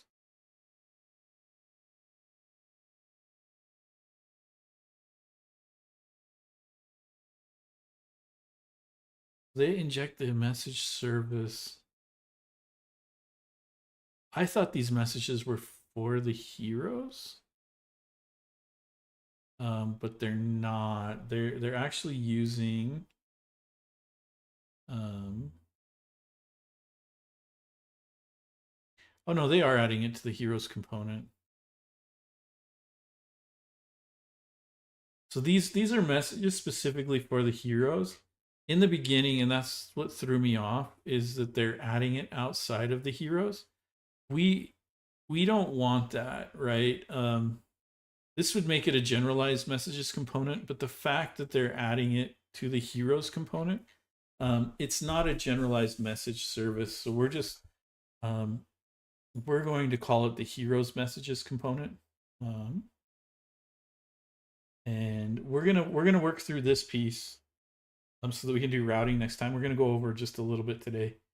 We won't export it. Standalone by default, absolutely. Change detection always on push. Um, display block, sure, whatever. We'll take it out. Inline styles and inline templates. No module. The component name, we're fine. Oh, they've added that to do a .ng HTML. Well, we've inlined all of our stuff, so we don't care.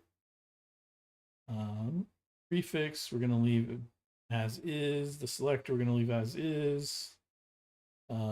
Styling CSS. This is what's appending the component to it. We could take this out. If we take this out, we'll see. We'll get the current Angular recommendation, which is just to do a hero messages. I'm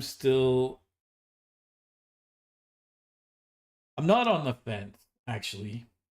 I think you should follow the community, but the reason that I still do component is the number of developers at the organization where I work is significant. Um, anything we can give them to help them understand code and code structure is very, very useful. And in fact, it's naming things weird because of the component. I should change this to be hero dash messages. And so that's why I still add the component. It has to do with large teams. If your team decides not to use component, that's perfectly fine. It's consistency wise, right? So I'm staying consistent with the code that I'm writing at work so that I still generate code that way. I may come around to the community way of doing things. I don't know. Um,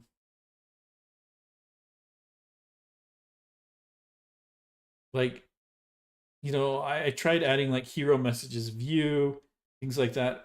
Maybe it just shows a weakness in the way that I name things. But for right now, we're gonna do it this way. So, um, yeah. So here's our new component. Um, they tell us just to add it straight into the app component. I disagree with that. Um, because then they move it, right? If we take a look at we take a look down here. So they originally added um,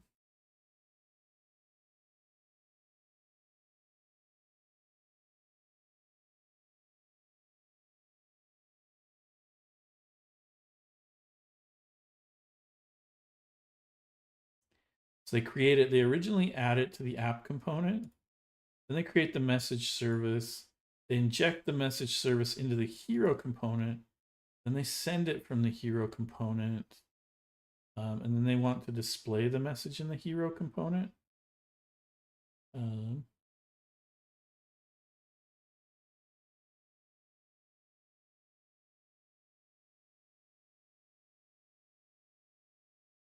yeah, so here we add it. So they move it. Um,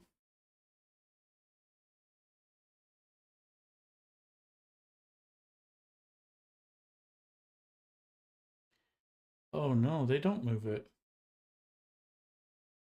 Never mind.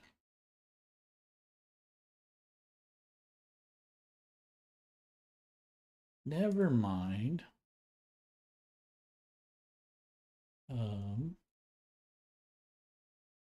We're just gonna delete this.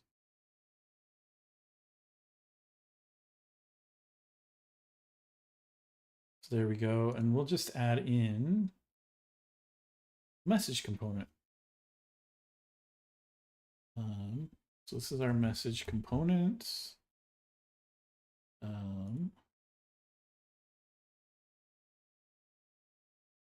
I don't know why I can't click on these. It's weird. I don't know why. Inline style, inline template. One of the things I want to take a look at is building some NX generators so that these things automatically are set.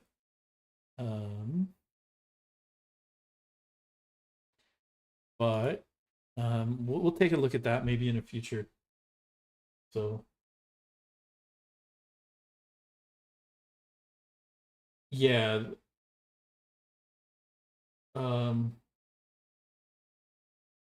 if you endorse Angular is the best, I love that.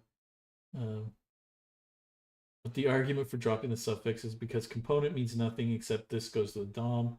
I would argue different suffix for different types of components would be better suffixes, and that may be the reality, right? Just saying that this goes to the DOM doesn't mean a whole lot, right? And that's fair. I'm still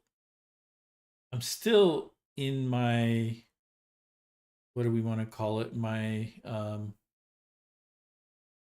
still trying to figure out where things should go, right? So app component. The reality is until all of my tooling catches up, it just doesn't matter. Tour of heroes.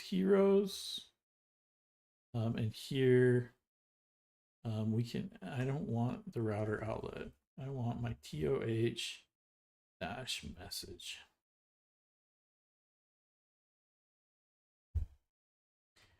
So there we go. We need to import our TOH.message. Is it not gonna? There we go. No.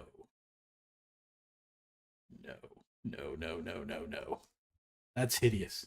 We need to go fix our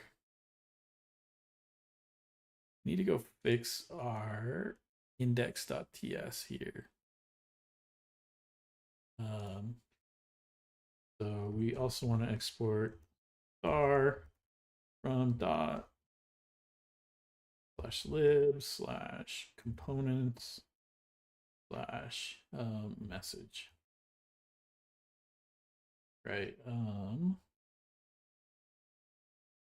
So there we go. And now we can go back to our app component and we can import this. And there we go. So now if we go take a look at our application and we refresh our component. Oh, did I shut down the? Yep, I did. I shut it down. And so we might have to do some grid stuff here to make this work. One thing that we're gonna have to take a look at is they're adding a service. We're gonna need to inject that service at a higher level.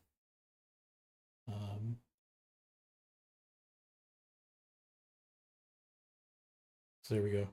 So the message works down here at the bottom. We're gonna have to clean this up here in a little bit.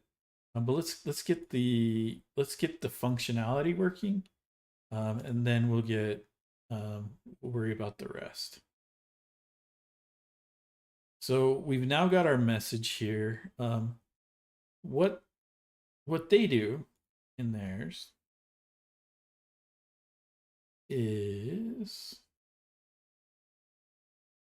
so they create the component, then they create this service, and then they inject this service into the hero service. And then in the hero service, they add a message, right? So their service uses an array, and then they push the messages into the array. So we need a new store, and our store is going to exist at a higher level. So if we go take a look here, that's not what we want.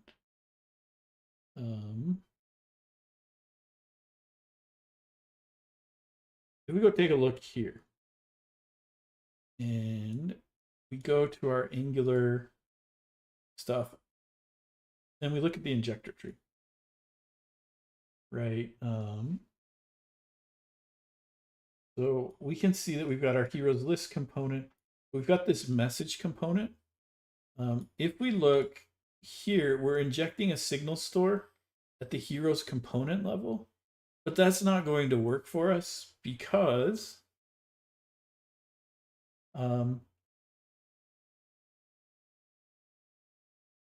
these two are siblings. This is not a child of the heroes component. So if we were to add stuff to this store, it wouldn't work for us, right? If we were to inject something here, it wouldn't work here, because if we walk the tree up, we want both of these to be able to use the same service. That means that it has to be injected at the app component level, right? And that's really useful thing about this tool, is that if we inject something here, then we know that these two can use it.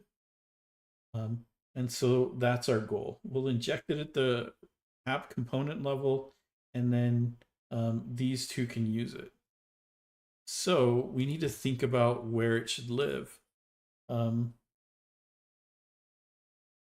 We could create the store here and inject it here, but that means we would wind up with a circular dependency.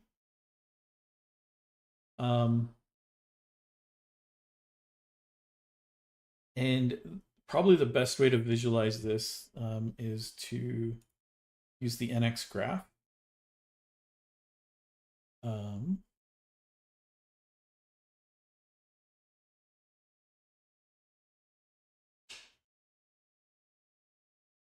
So if we do pnpm exec NX graph,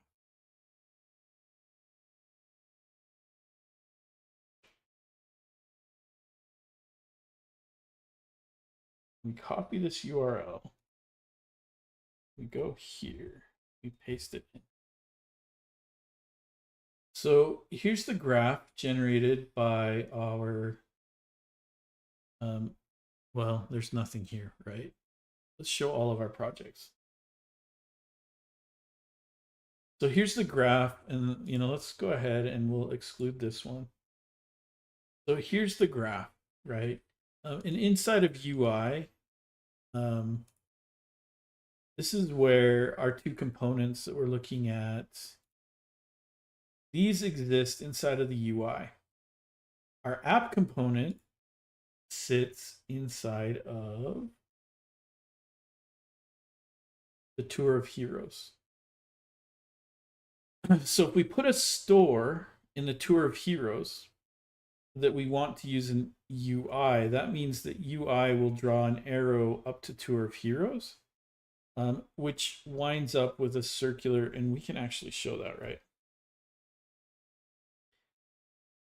So putting our store here would create this circular dependency, right? And that's a problem. You'll get errors about it, but there are other reasons why it's a problem.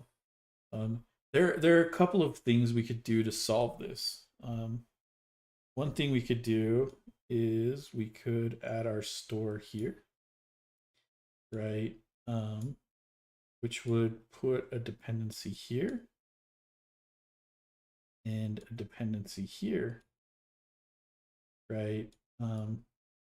And through the leveling, the way this would actually wind up is that the UI would move down. And so you would have one that would go to UI and one that would go to store, and then, right? And this is a one-way flow because it would go from our tour of heroes to our store. Well, that's a beautiful S. To our UI. Right? And so we would wind up with something that looks like this.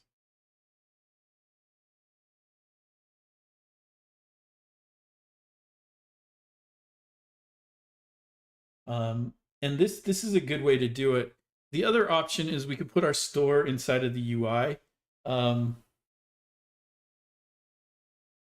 There's some downsides to that and some granularity issues here where if we change this store, that means we compile UI.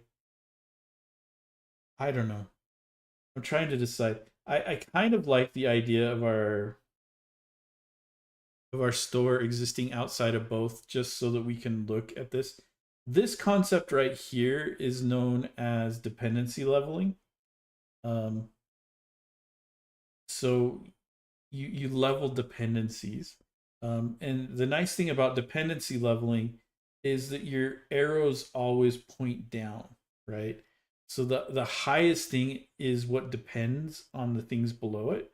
And we can see that our tour of heroes depends on the UI, but it also depends on the store. And I've got this wrong. I've got this wrong.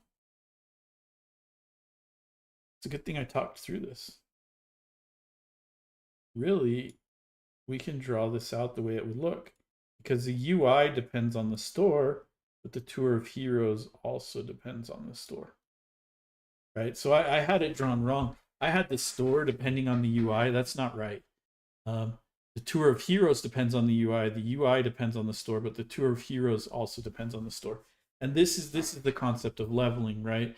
But the topmost level, everything here will depend on everything below it. As soon as, like, if we were to put the store in here or in the tour of heroes, right, we would wind up with a circular dependency, and that breaks our leveling. Our leveling doesn't work. So we can't put it in the tour of heroes. I actually like this, and we'll take a look at the graph after we take a look at the graph after we create this. So go ahead and kill that for now. And we'll go here and we're going to add a new library to our tour of heroes.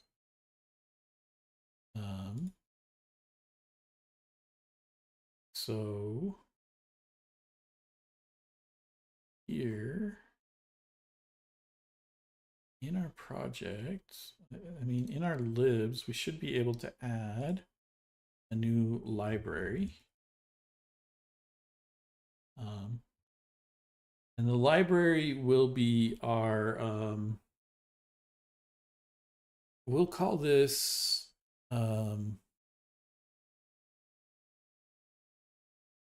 like, the common thing for people to do is to create shared. And my problem with creating shared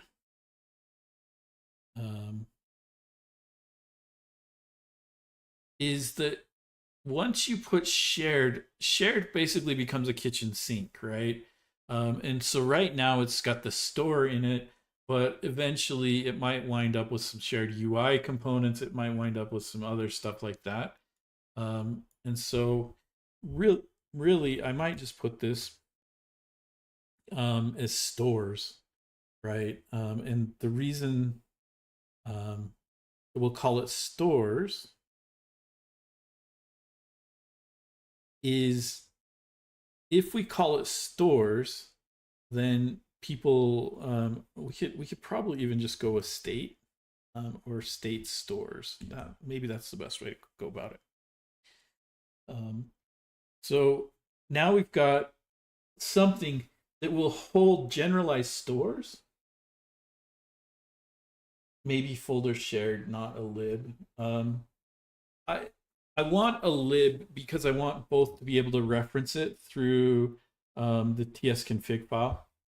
That's why I'm gonna do a lib. Um, we don't need anything here. We don't even need the name. We don't need a parent. It's not publishable. It's not going to be routable. We don't need Tailwind. By default, this won't matter, but I'm going to set the default on push.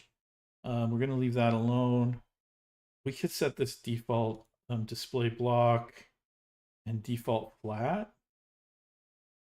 This is where we can we can make this tour of heroes / state, right? Actually, let's make it tour of heroes state store, right? I was gonna make it tour of heroes state. We'll make it state. And we'll also change this up here to be state. And this will just hold our state services and things like that. Inline style, inline templates.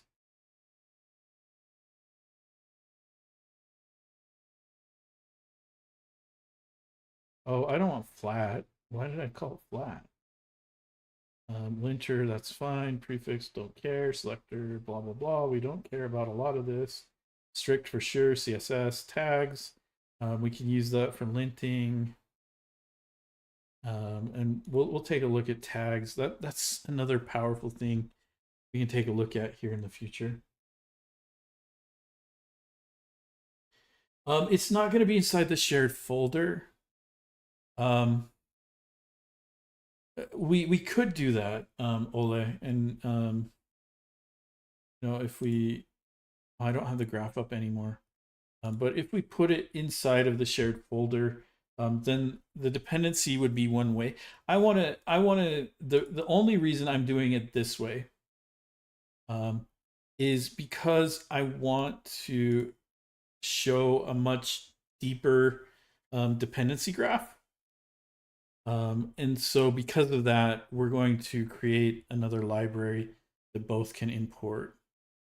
So here is our state lib. And we've got a whole bunch of stuff in here. And we don't need either of these, so we'll go ahead and delete them.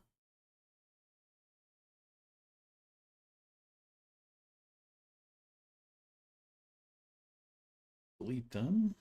Yep. Delete anyway. And in our index.ts, we need to remove this stuff. We're not using it. So inside of our state, we're going to add a new file. Add a new TypeScript file. And this is going to be our message store.ts. Boom.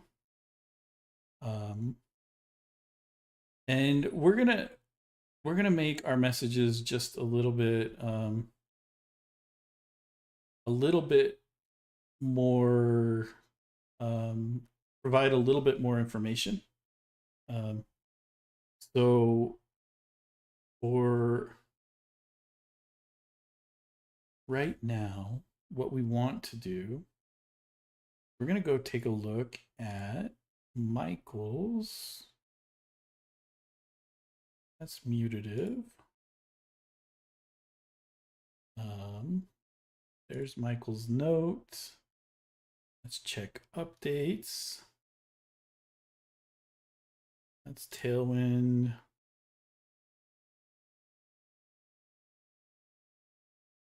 Do I not have your I not have your gist stuff here?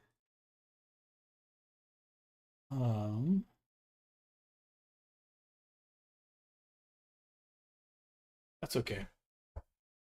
So what we want to do is we want to export, and this will be our message store equals signal store.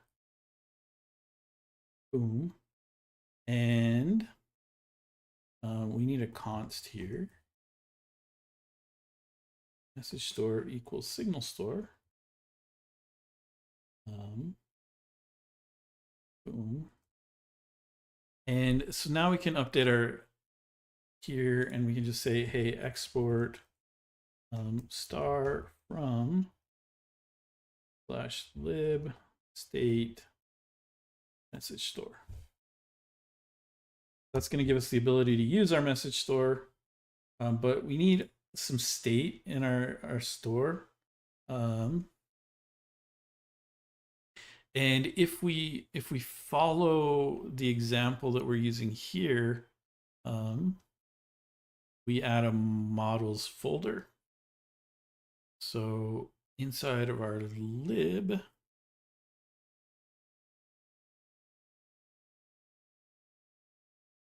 we will add a new folder. This will be our models. And we want a message model. So we're going to just add a new TypeScript file. And this will be our message.model.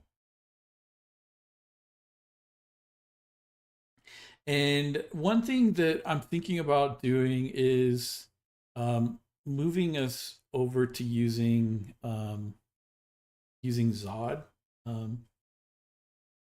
So it'd be interesting to take a look at Zod also. But for right now, export message model. And this we can just call message, right? And this is our type, message equals. And so our message will have a component. It will be a string. And it will have a message. It will be a string. And the last thing we want to do is export create message. And yep, this will return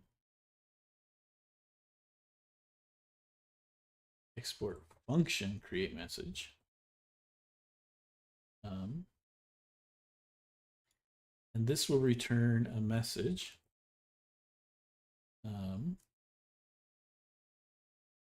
And we can just do that.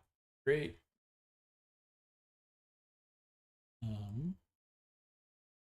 So there we go. So our message store will have with state. And actually, let's go with immutable state.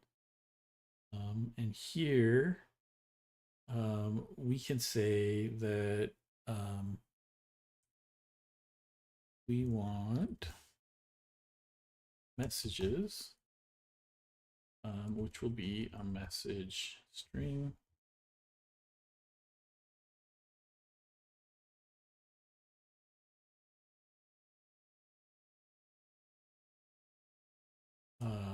And I'm doing this wrong.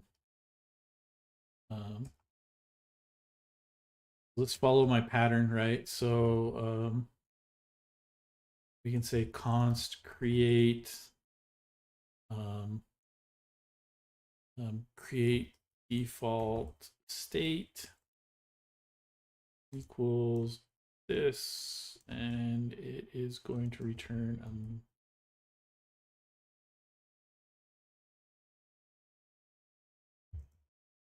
so here this will return object with, well, this will be type message state equals, and here we can declare that messages is a message. No, not from post CSS.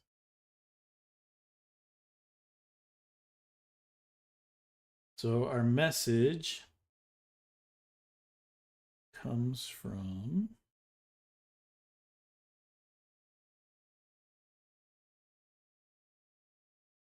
messages.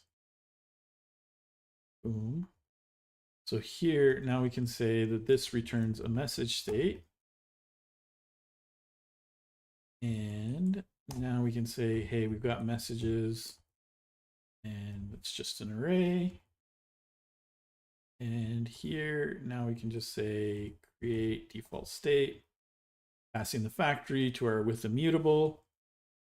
And so now we've created a default state that we can use. And so now we need, if we take a look,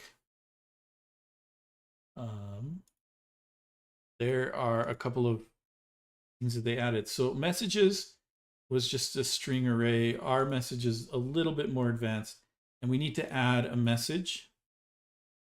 And we need a way to clear our messages. So let's go ahead and do that. So here we've got our immutable state. So the next thing we can do is we can just say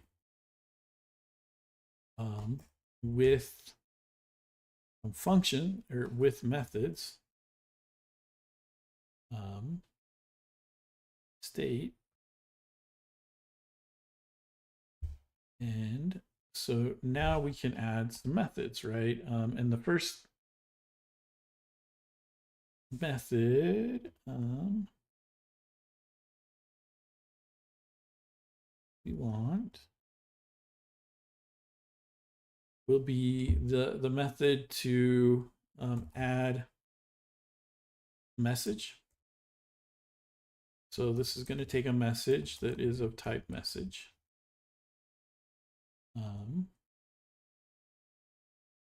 And we're going to need to modify the state. So at this point, we can use push, but we want to be immutable here. So the first thing we can do is we can say if not message. And this time we can use truthy because it's not a string. And so a null or undefined object is falsy, but if we get an object, it's an object. And actually, one thing we can also do is we can add a type guard here. So we can say function is message. And we can say message is of type unknown. And it will return message. Message is message. And so this is a type guard that will allow us to say, hey, this is a message. So one of the things we can do is say if type of message is not an object, then we can return false, right? So we're doing the early return here. We can also say if, so we can say object has own. We say message or component has own property. Is that gonna work?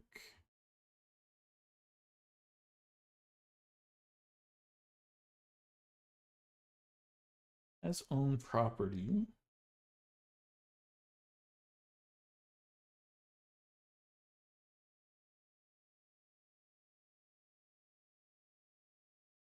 But we know message is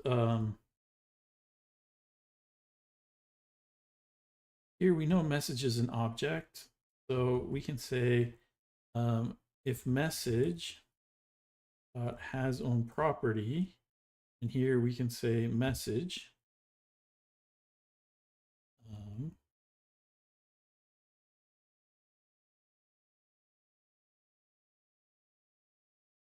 So it could be null because null is an object. So if message equals null, then we return false. Now we've narrowed message to be an object that's not nullish, right? So if it's got its own property message and message has own property component, then we can return true. Otherwise, we're just going to return false. And why doesn't it like has own property? Do not access object.prototype from target object.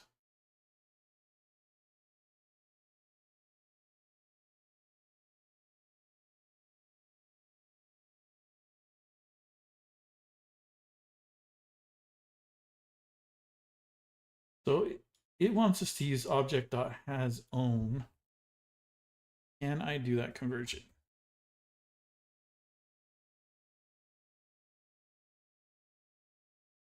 No. We can do object.hasOwn message and message.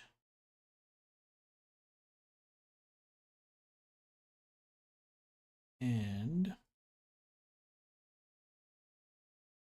object has own, and here we can say message and components. But it's not picking up the object.has own.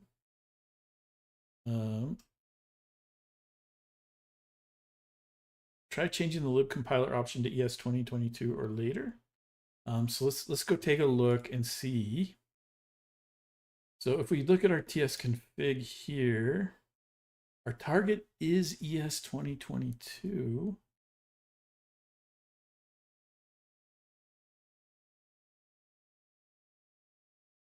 Let's go take a look at mdn object.hasOwn. And I think it might have to be object.hasOwn. No, it's there.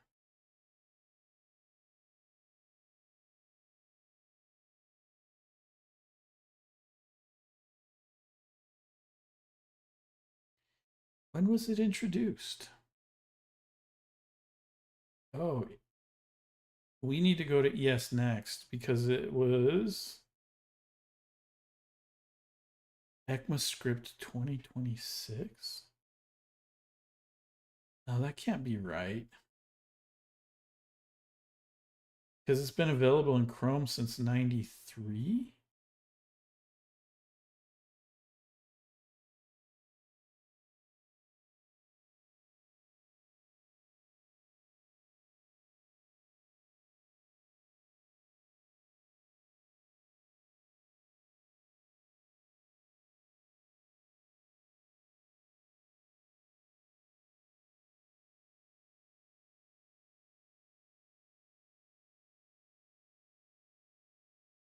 Does our code compile with the has own? It just might be. So it's there.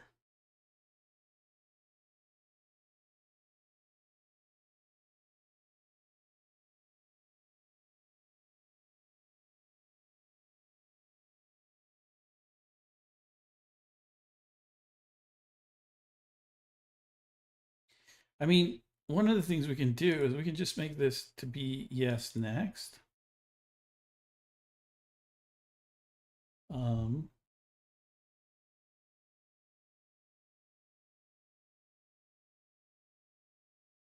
That's fine. Still not picking it up. Why did I get a TS config here? We're grabbing it from the TS config base.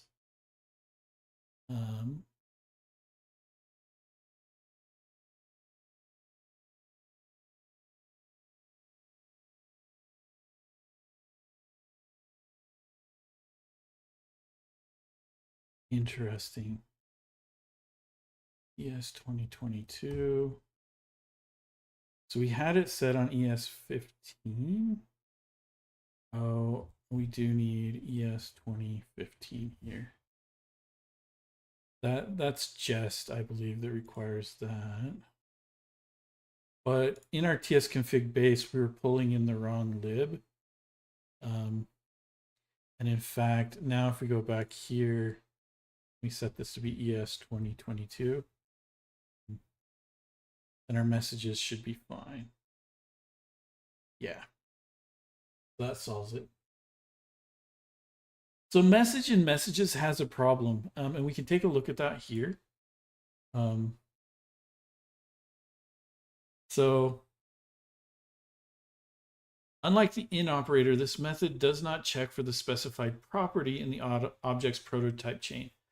So what this means is the in operator will walk back up the prototype chain and see if it encounters it. Has own only checks. It checks if it's inherited or hasn't been declared, right? So has own is only for the specific object itself, not anything up the inheritance chain. In, on the other hand, will walk up the prototype chain, and it can look for, it can find things that have been inherited. So that's the difference. So we're saying that this object has to be its own object and it has to have a messaging component.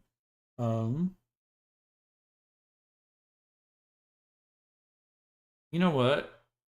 That's not necessarily important. We can just say if message in message end component in message, and we return true, right?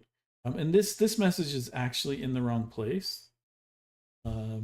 This should actually be on the model. Right? Because it should be able to declare itself. And this is part of the reason why using Zod is important. So now we can export this function is message. Boom. And fix that up. But yeah. Yeah, it may be desirable in a type guard, and you talked me into changing it, Johanderson. But what we did need to do was fix up our lib because we were targeting 2020 here. When we were targeting 2022 everywhere else. So now in our message store, now our type guard, we can say if not is message, and we can say message. Then we just return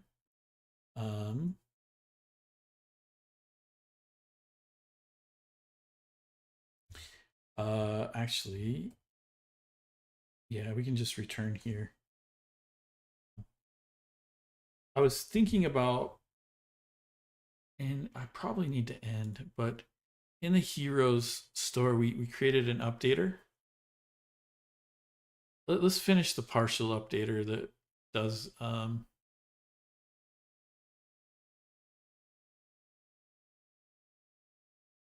yeah, we'll create a partial method here that does we're going to call this function update messages. And the return type here on update messages is going to match our hero store, right? Which is a partial state updater. And we're just going to return the messages. That's all we care about. So we're going to do a partial state updater.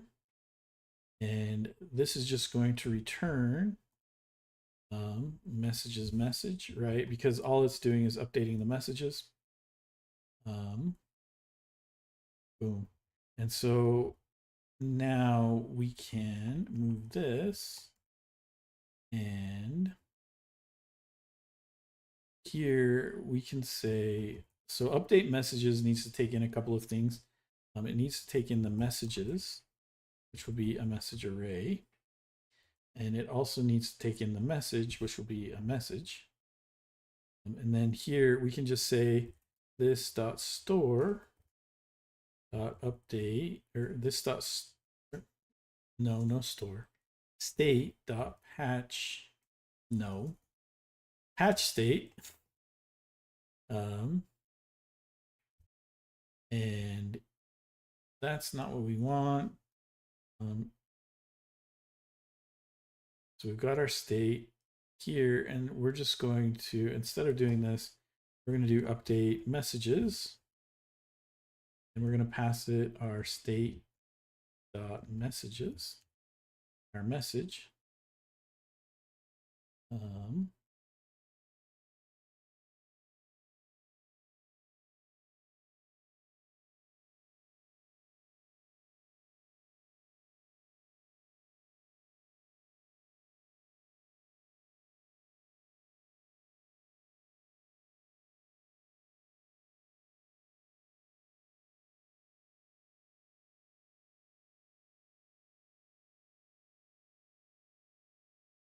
State isn't working here.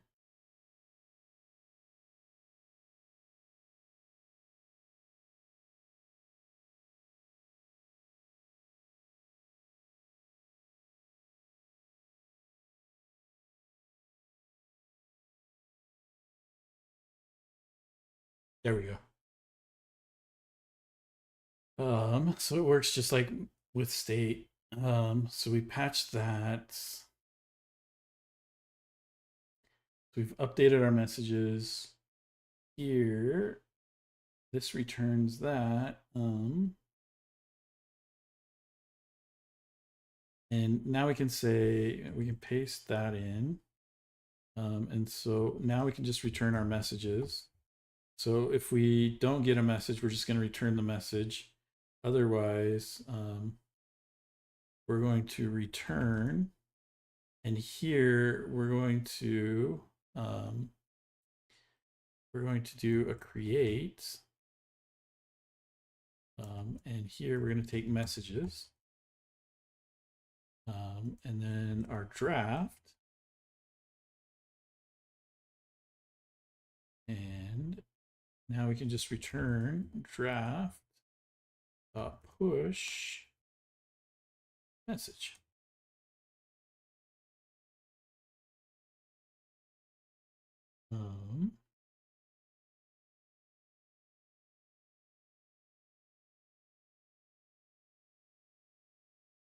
Oh.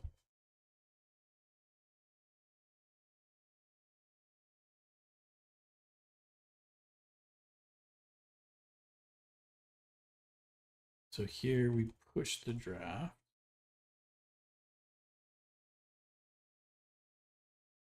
And then here we do messages.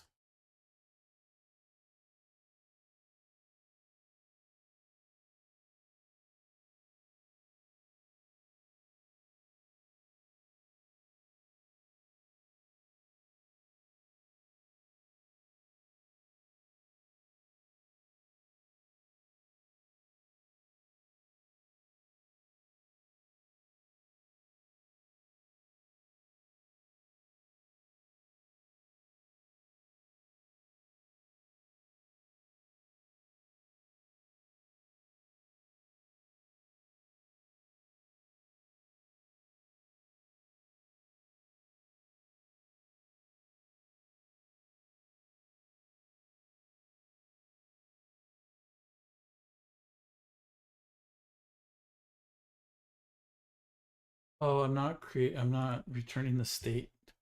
I'm not returning the state.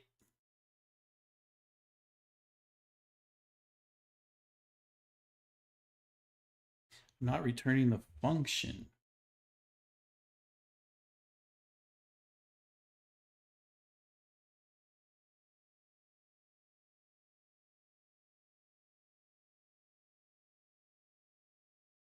There we go.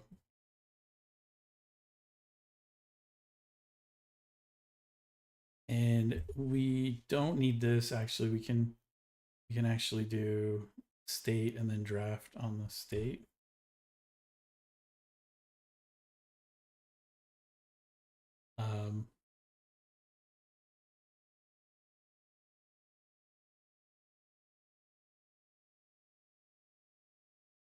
So we can actually go back here and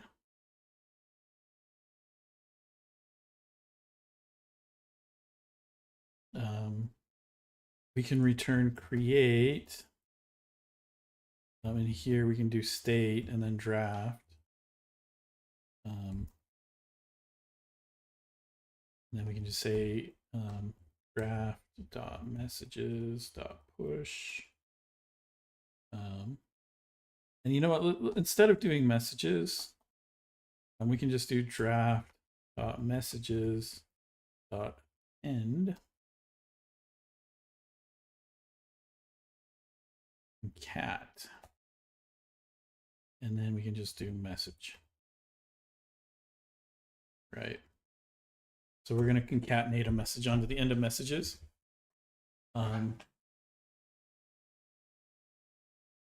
Does that return? So now we've added the message. The last thing we want to do is we want to just clear, and that's an easy one because we don't care. There we go. And at this point, hey, Ole, thank you for showing up. Yeah, I'm supposed to return a function. Thanks for catching that, Johanderson.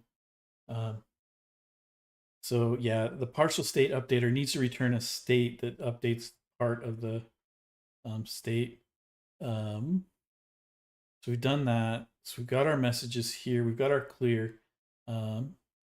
So the last thing we need to do, well, one thing we need to do is from here, we also want to export star from dot/lib/models/message model. Yep. So there we go. So now we've exported that. So now what we can do is we can go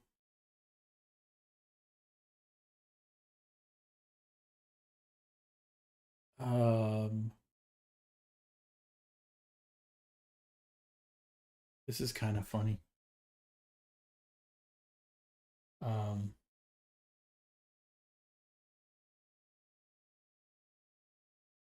This should have been a message feature, just as I'm thinking about it right now. Because if we take a look here, this message component exists here. This store could exist entirely inside of here. You were completely correct. This could exist entirely inside of here. We actually don't need it in the app component. Yes, we do. Yes, we do. Never mind. I'm completely off base here. The reason we need it in the app component is we need to inject it in the app component. Or not inject it, but provide it. So here we can add our providers. And we're going to provide our message store. And the only reason we're providing it here is that we want to be able to use it in siblings, siblings of the children of this, right? So there we go. We've now injected our message store. So now we can go into our heroes view model. Or no, our heroes.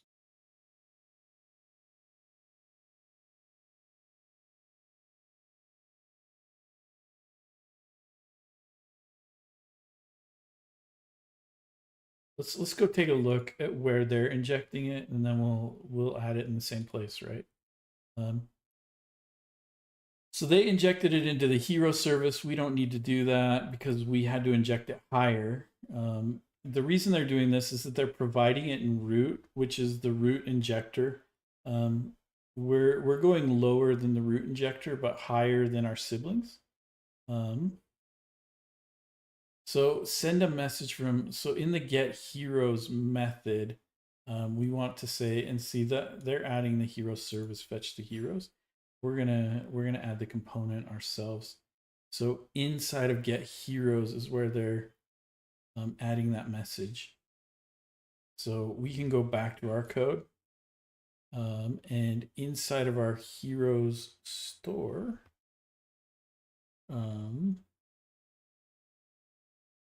here inside of our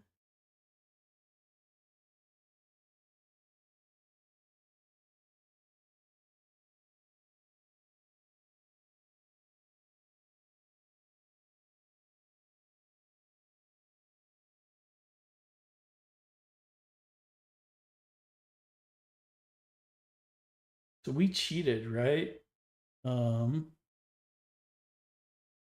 I don't think we're using this event group anymore, but yeah, we're passing in the mock heroes here. We cheated.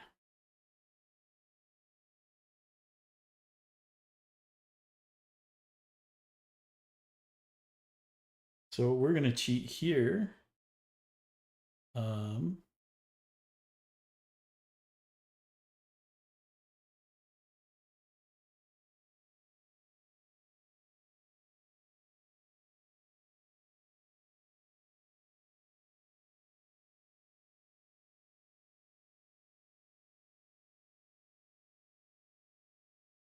We're going to add with oh,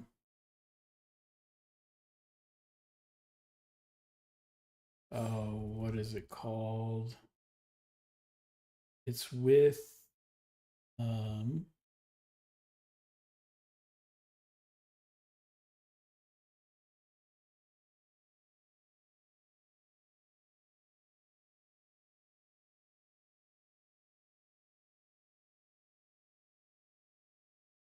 with hooks. What I was looking for. And in our with hooks, we can add an on init hook. And this is where we need to add some stuff. So this, we can't actually do it this way. We have to actually return this, and here we want to just add, and we can say const, and here we can say message store equals inject message store, and we'll need to bring in inject in our message store. So come on, bring in my inject, and now bring in my message store. Boom. So now we've injected our message store. So here, now we can just say message store dot add, and we need to create a message. And our components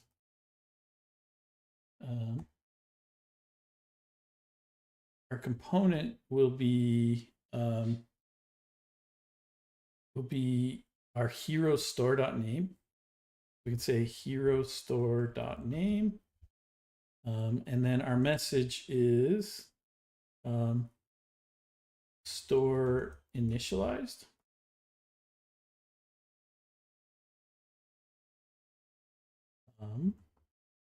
And then we could add a couple other ones, right? So like on destroy, boom. So now we've destroyed our store. And on, I think those are the only two right now. So now when our store is created or destroyed, it will add it. It'll add messages. So now we've got messages that are being injected. So the last thing we need to do is go to our message component. And inside of here, we can say that we want a protected read only message store equals inject message store, right? And there we go. We can take this host binding out, and instead we can say host, and we can say class, and here we can say block. There we go. Our message works is no longer the template we're going to use. Instead, we're going to copy the template from here. We're going to copy this template and then we're going to clean it up because it's using NGF and stuff. So boom.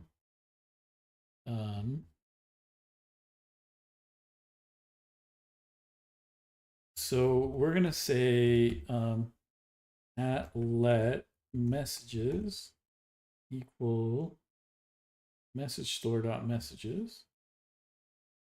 So now we've got that. And here, this can become at if messages.length. Boom. So now we can move this into our messages.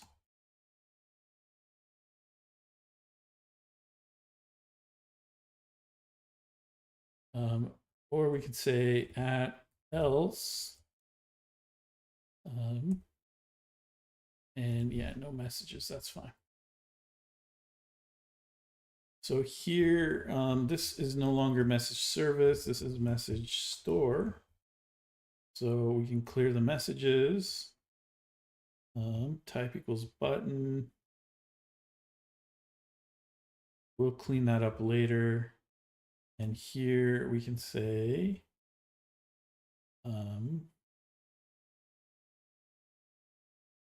at for message of messages. Oh, we need a track message dot message.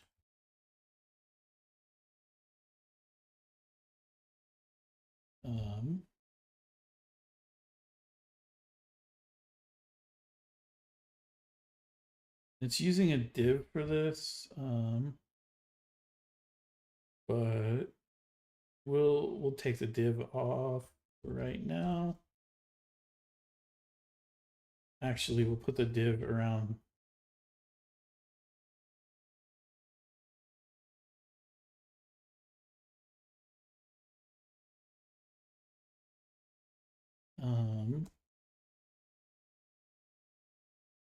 We'll put the div around the 4 because it's going to have a meaning here. So div.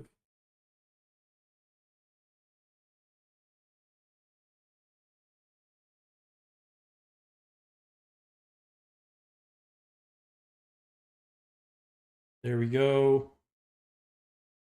So now we've got that. So now, hopefully it all builds. So it did all build. Now if we take a look, no messages.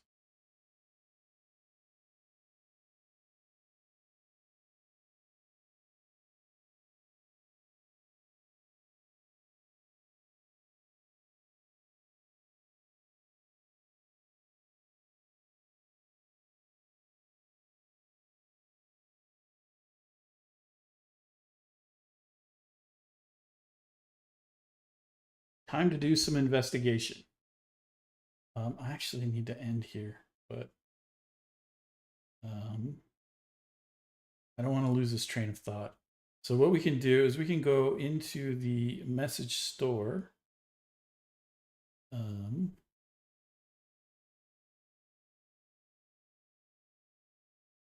inside of here, we can console.log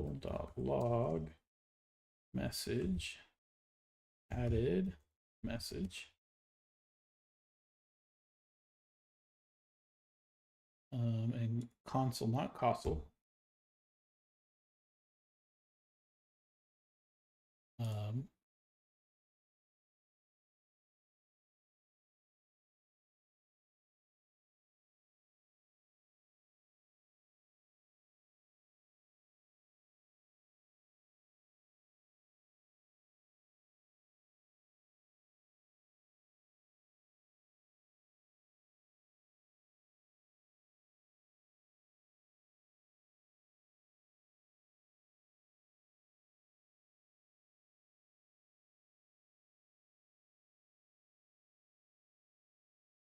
The on destroy won't matter until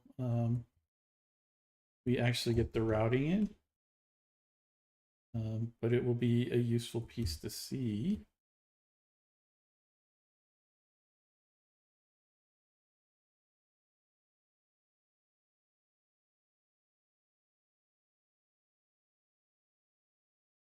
Hey, look, there's my message added.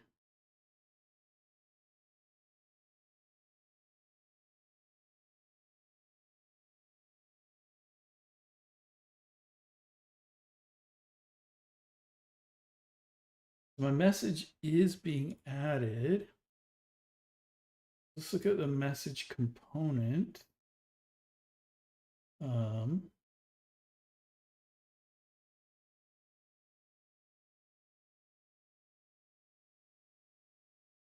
let's just add a pre here.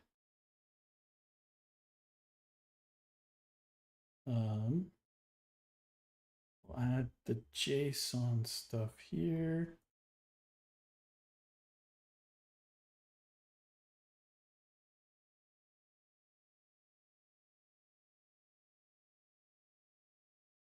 Let's see what we get from our messages.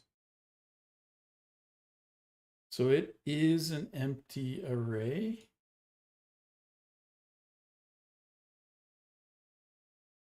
Why is that an empty array?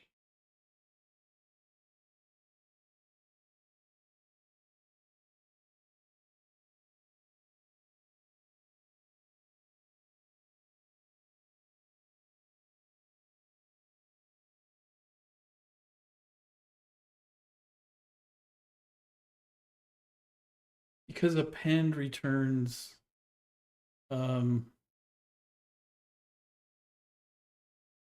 if we go take a look and I just do apple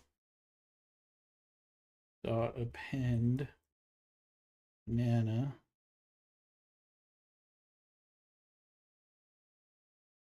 it's not append, it's concat.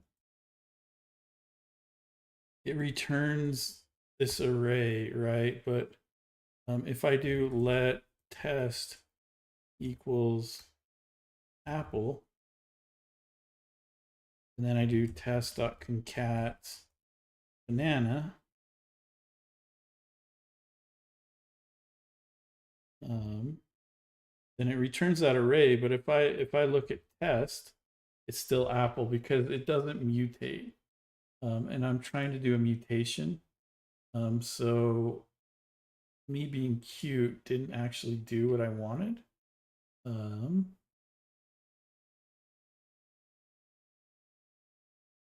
Message store.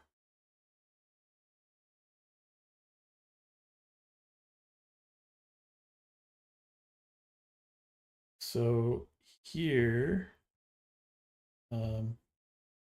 it's draft.messages equals draft.messages.concat message. And that's going to do it. That's just me trying to avoid a push. I don't like to mutate in place. Yeah, draft is immutable. And so, yeah, there we go. Now our component has a signal store and the store was initialized. So that's all working. So it all came down to me using this concat. So now if we go back to our message component,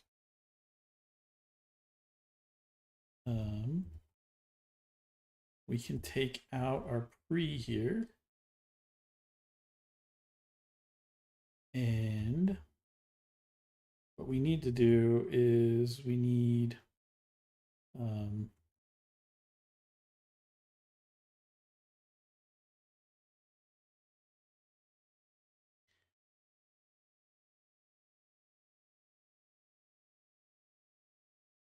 what we need is a way to transform these messages. And what we can do is we can go back to our message store. And inside of here, we can add a computed. We can say with computed, we'll need to bring that in.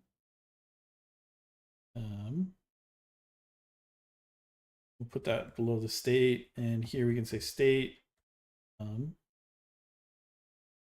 And what we want is we want printed. We'll call it pretty messages, right? And pretty messages is going to be a computed. And let's bring in computed.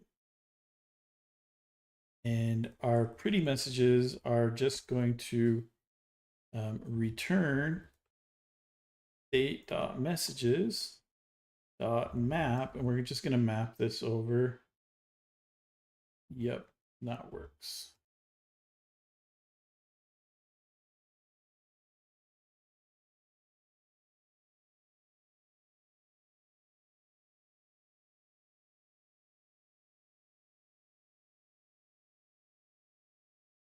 So now if we look, and the last thing we could do is put like that around it.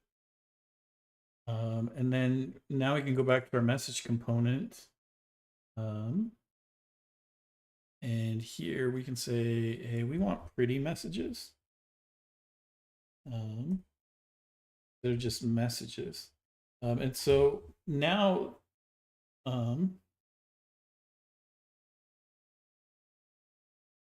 now we're just going to have to track the entire message because it doesn't have anything on it. And if we take a look, come on. Did it not build?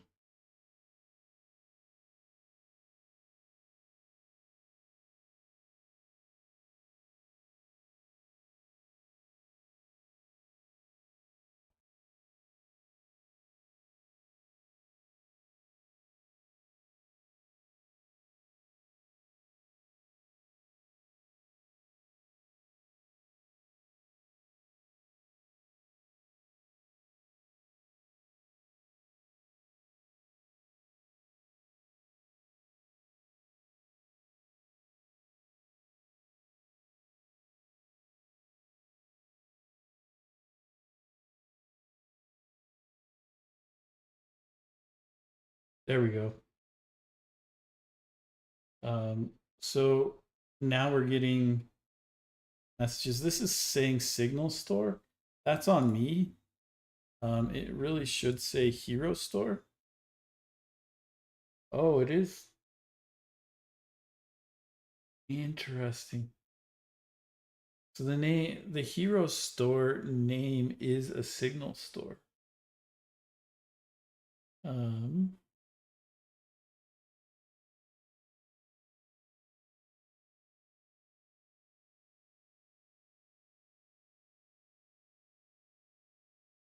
I'm just curious if I Hero Store here. I just want to see what my console says. Um,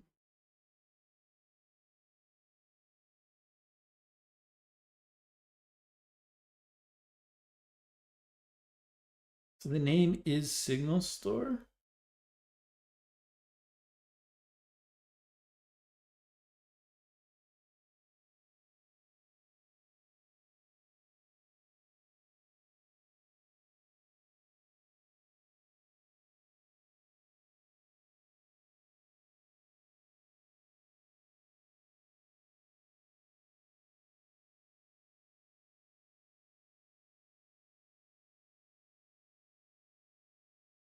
Great. So one thing we can do um, to make this work is we can just have const store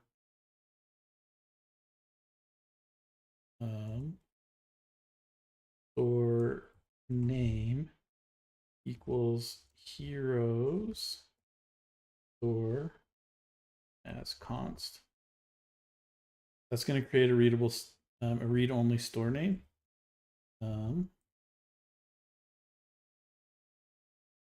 And store name. And the main reason I'm doing that is, oh, dang it. The main reason I'm doing this is I don't want to have to copy and paste Hero Store everywhere. If I decide to change the name, I can change it in one place and everywhere where I'm using it be updated. So yeah, now we get Hero Store. The store was initialized. We'll clean this up. Like my button here is pretty ugly. But we are getting information here. The other thing we can do is clean this up with like a grid. But I want to make sure that we get everything done. And then we'll end this. We got that.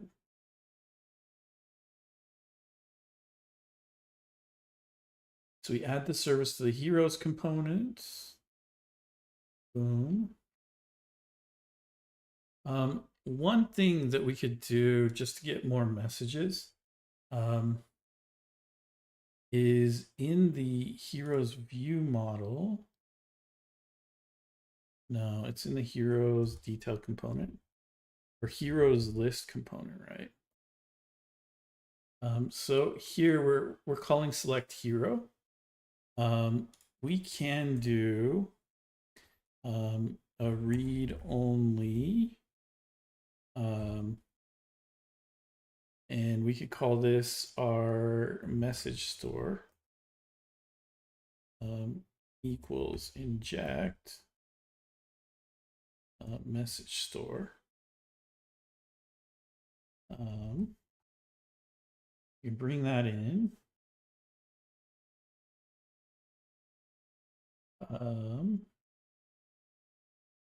And then down here, we can actually say, oh,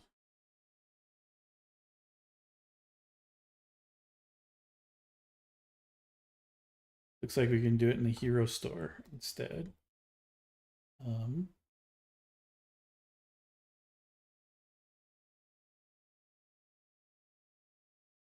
Select hero. Um,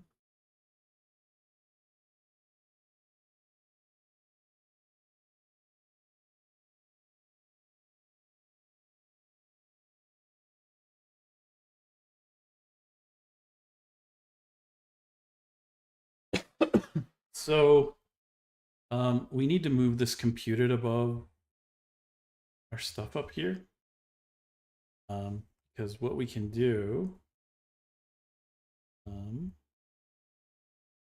is right here when they say select hero, we can just say, hey, this actually needs to happen after the patched hero. Actually, we can do it here.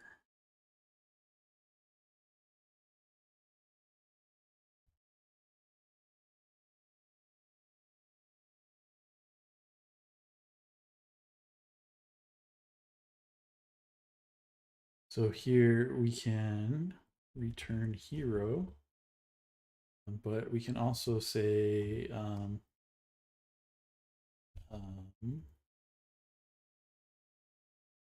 we need to inject. We need to inject our message store here also.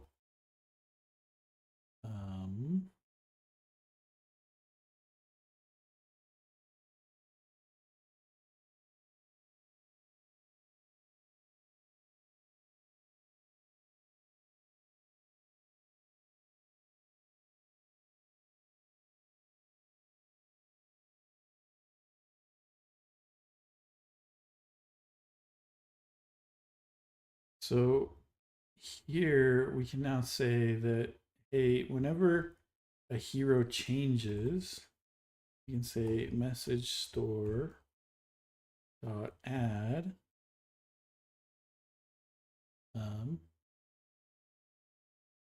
and selected hero name and here we can just say selected ID.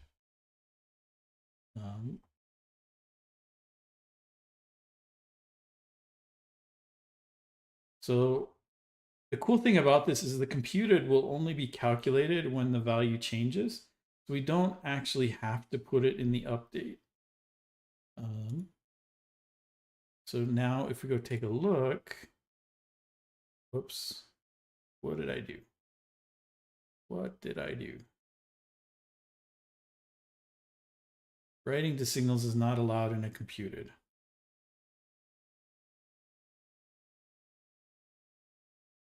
Oh, yeah. Oh, yeah.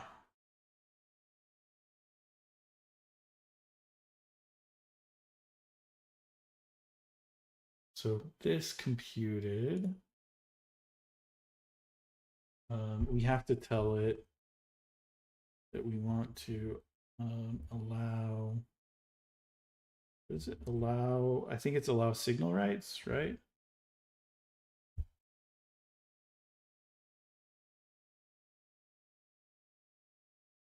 And that should, no.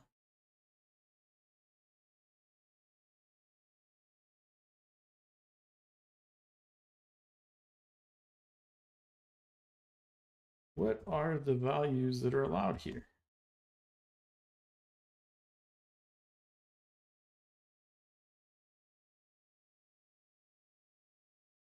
I always forget this one.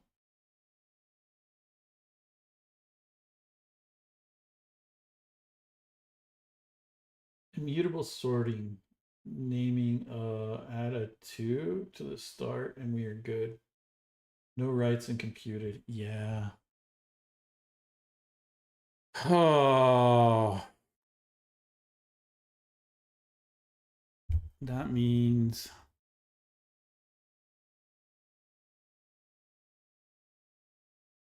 all of this stuff would have to go into update hero name after the patch state.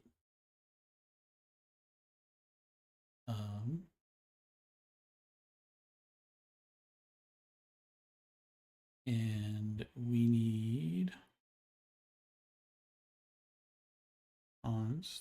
message store equals inject.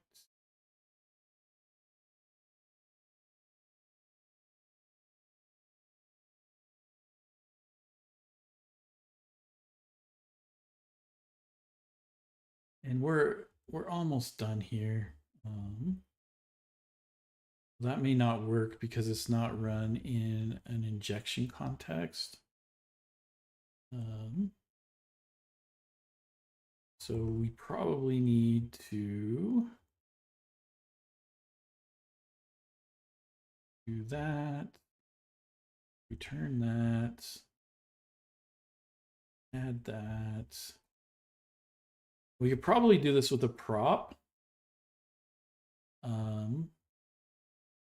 And here we can say that state dot selected hero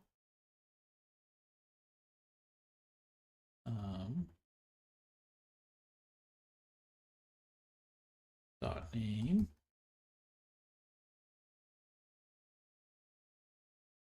and selected ID doesn't go here. It's actually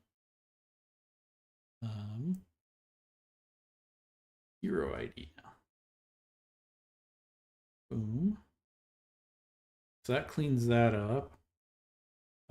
Our width computed, we don't need that. And we can instead just return this.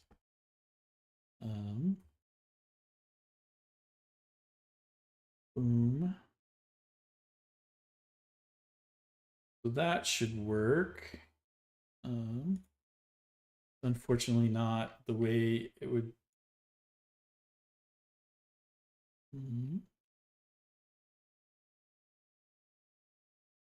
Test is not defined.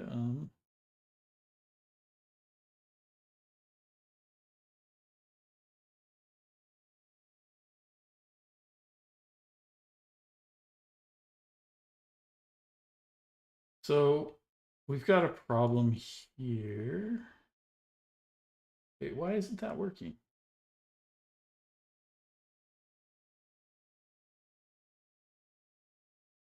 Do I need to shut stuff down again?